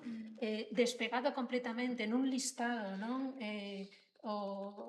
Algo que tamén, ademais, está promovido pola senda dos faros, non? Vamos a ligar todo, non máis que intensificar o consumismo, o sea, todo vai na mesma liña, non? Entón, a mí, eu empecé traballando facendo un gran inventario pequeno que se convirtiu en grande. E puden ver como me tirei 6 anos nesas fases, contemplei como funcionaban os mecanismos. Empecé facendo algo pequeno, tiven sorte porque tiña sensibilidade, iso é sorte. Os que me encargaron tiñan sensibilidade, podían mantela. Me hicieron de arreglar algunhas, arreglei, tiven outros problemas que descubrín, porque non se pedía ningún compromiso a xentes, hai que pedirlle un compromiso a xentes, porque non hai que olvidar que todas estas edificacións do catálogo, a maioría son de xente. Non pode chegar aí ninguén aí a expropiar, non? O sea, incluso a Salazón son de xente privada, o sea, estén donde estén, non? Pero o Losilga din que vai expropiar, o sea, é todo bastante o desenvolvemento da lei o que nos preocupa a todos, non o que di é moi bonito. Pero quero dicir,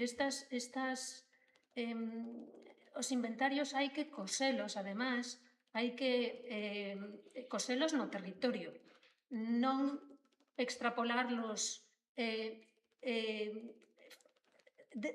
certas características poden ser extrapolables, pero en xeral, volvo a incidir, é que pertencen a unha cultura que os fixo, e que os viviu, e que os ocupou, e que as sigue ocupando, e ás veces con outros usos. Está ben, está mal, pois todo iso non se pode xeralizar, hai que realmente baixar a realidade concreta. E eu creo que todo isto, o que nestas normativas, o que falta sempre é que é o desenvolvemento, é o instrumento que se desenvolve, é o que nunca nestes anos non vemos reflexado é como se transpone eso, depende cando baixamos a realidade, cando vamos a Rianxo, cando vamos a Carnota, cando vamos ao Miño ou cando vamos ao Viveiro, non? Ao Lugo. Non vemos esas transposicións, non? Que aquí podemos todos estar falando durante horas das intencións, pero as intencións non se reflexan, non? Entón, hai que ser positivo? Si, as intencións son positivas, sí, pero a costume e a experiencia non nos está axudando a unha expectativa moi positiva do que poida pasar. Entón, o que decíamos sempre, non hai que estar alerta. O Consello da Cultura Galega, de feito, eu creo que é unha gran ferramenta porque, vamos, adoita, además, a ter a xente que fai uns informes que son demoledores e, ademais, moi claros e con bibliografía precisa, non? O sea, que nese sentido... Pois, no traballo do Consello, eu quería poñer un exemplo do que nos preocupa, non? O que nos preocupa é a utilización que se pode facer dese patrimonio cultural, non? E como esa utilización pode deturpar e desvirtuar totalmente o seu significado, non? Na web do Consello, nos informes, está o informe que fixemos no seu día na sección de patrimonio sobre aquela actuación que se chama Castros de Pontevedra, non? Trazas de Pontevedra, donde xa asociar castros e provincia de Pontevedra, ¿no? Claro, qué relación para expresar, o sea, un proxecto que pretendía explicar a ocupación histórica, ¿no? O sea, que relación ten provincia e castros, ¿no?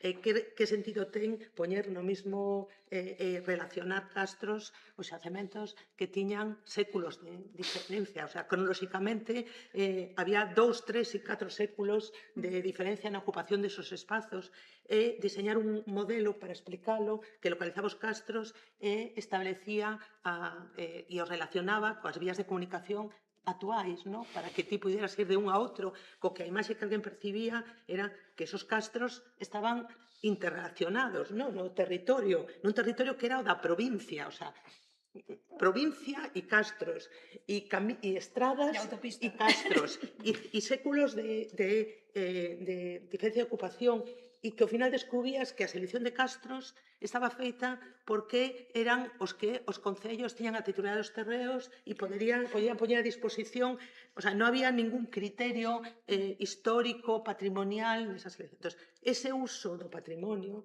eu creo que pernicioso. E pode...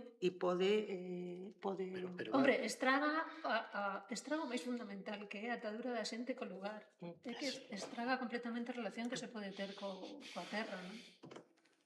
Entón, esa é a preocupación. Non tanto si a ficha é máis ou menos completa, non? Si non, Sí. esta Porque, de feito, aportación quería dicir, hai páxinas web que teñen a patrimonio.net que tenen uns catálogos visuais onde podes comparar con visores que funcionan bastante mellor que todos estes que nos ofrecen desde as figuras legislativas, non? E ademais son feitos gratuitamente por iniciativa social. De feito, é unha das cousas que habría que tamén decir.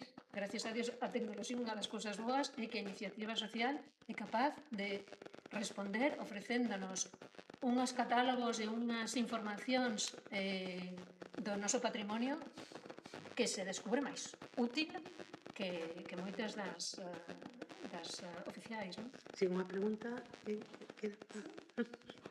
Bueno, yo... gracias por haberme invitado, ¿eh? Y ser una... ¿Cómo nos ha llamado antes a los madrileños que venimos? A ti o título de Fodechincha todavía non o Fodechincha, mereces. me encanta. Ainda non Fodechincha, fuche consumir pulpo a... Yo creo que hay que ser positivos y optimistas. O sea, yo me niego y además te agradezco mucho que lo hayas intentado, pero pero es que está muy negra la mesa. O sea, yo honestamente, aunque luego decís todos que sois positivos, o sea, a mí me está pareciendo, o sea, tenéis un territorio brutal, riquísimo. Tenéis profesionales como la copa de un pino. Tenéis todavía... No, los orcos de Madrid, no, nos hemos ido más a Valencia, ahora venimos para acá, pero aún nos podéis parar. Yo creo que hay muchas razones para ser muy positivos y propositivos, ¿no? Patrimonio, un cariño por la tierra que yo no he visto, lo hablamos ayer, en casi ningún foro de estos de urbanismo, ¿no? Como aquí no se siente en ningún sitio. Entonces, o sea, sí, hay un montón de problemas, pero vamos, o sea, estamos... a tiempo, nos va a llegar el agua al cuello. A ti sí que... A ti es la única que te dejo ser más negativa. Pero, bueno, yo lo que os quería preguntar es que viendo todas las leyes y todas las figuras, ¿no? Hemos hablado un montón de legislación, ¿no? Os la sabéis fenomenal, además, que es un lujo. Y luego habéis hablado de un montón de otras cosas como las campañas de turismo, o sea, las cosas que no son ley, ¿vale? Las campañas de turismo, las políticas públicas, observatorios de paisaje, todos los intangibles, el gaiteiro, las plataformas ciudadanas. En esos dos mundos, que yo creo que cuando se tocan es cuando salta la chispa, ¿no? Cuando las plataformas ciudadanas son capaces de usar la ley y entenderla, como has dicho, ¿no? Para hacer cosas. Una pregunta muy difícil, creo, o muy tonta.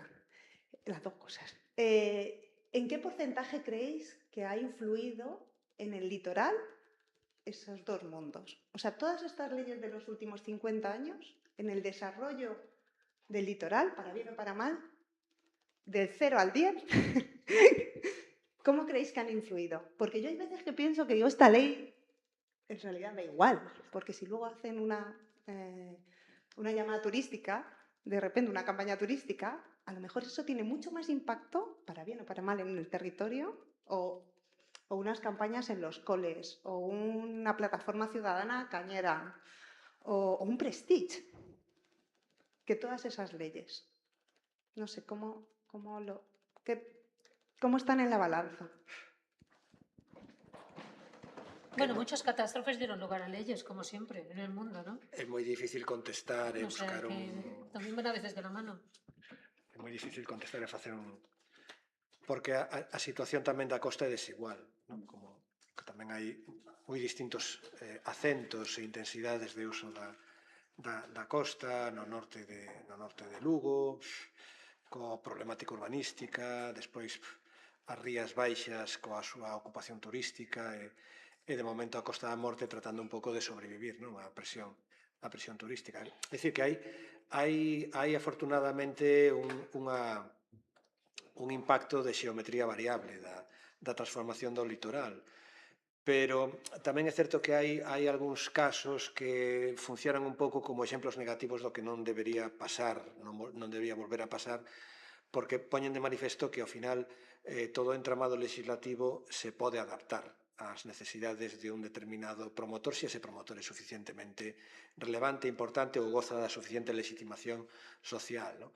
Estou pensando no caso da planta regasificadora de Mugardos, na ría de Ferrol, que precisamente, bueno, pois, durante anos se declarou ilegal por sucesivas sentencias, por distintos defectos na tramitación ambiental da implantación desa planta, pero, sin embargo, leva 19 anos funcionando e dando acceso a un elemento enerxético que se considera estratégico, que é a capacidade para regasificar gas e facer enerxía con ese gas. No?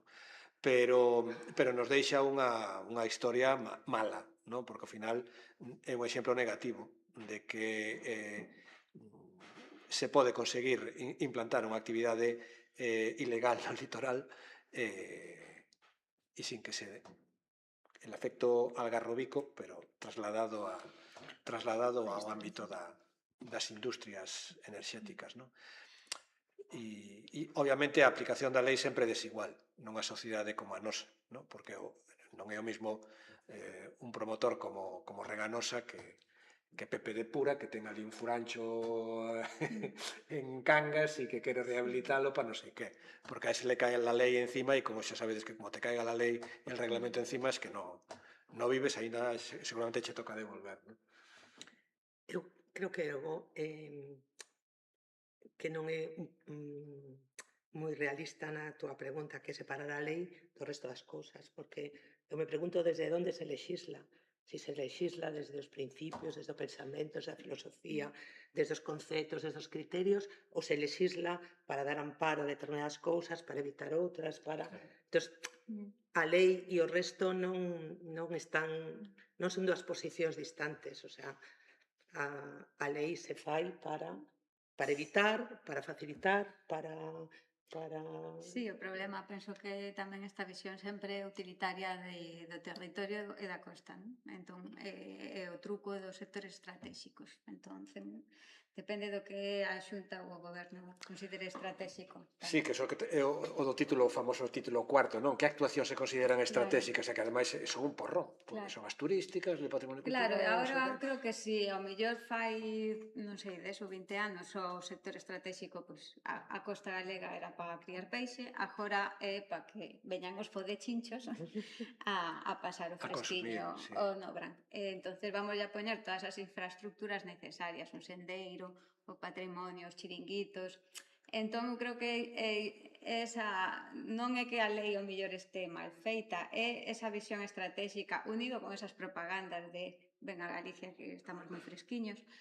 Bueno, atascabos o que se ve unha visión bastante triste e reduccionista, non? Do que pode ser iso, unha costa inmensa con un montón de, evidentemente, con un patrimonio riquísimo e os recursos naturais riquísimos e unha biodiversidade riquísima. Bueno, si, unha visión máis ben, pois, utilitaria. Ben, con isto nos quedamos porque as 8 pechan, temos que sair. Moitas gracias a todos por vir.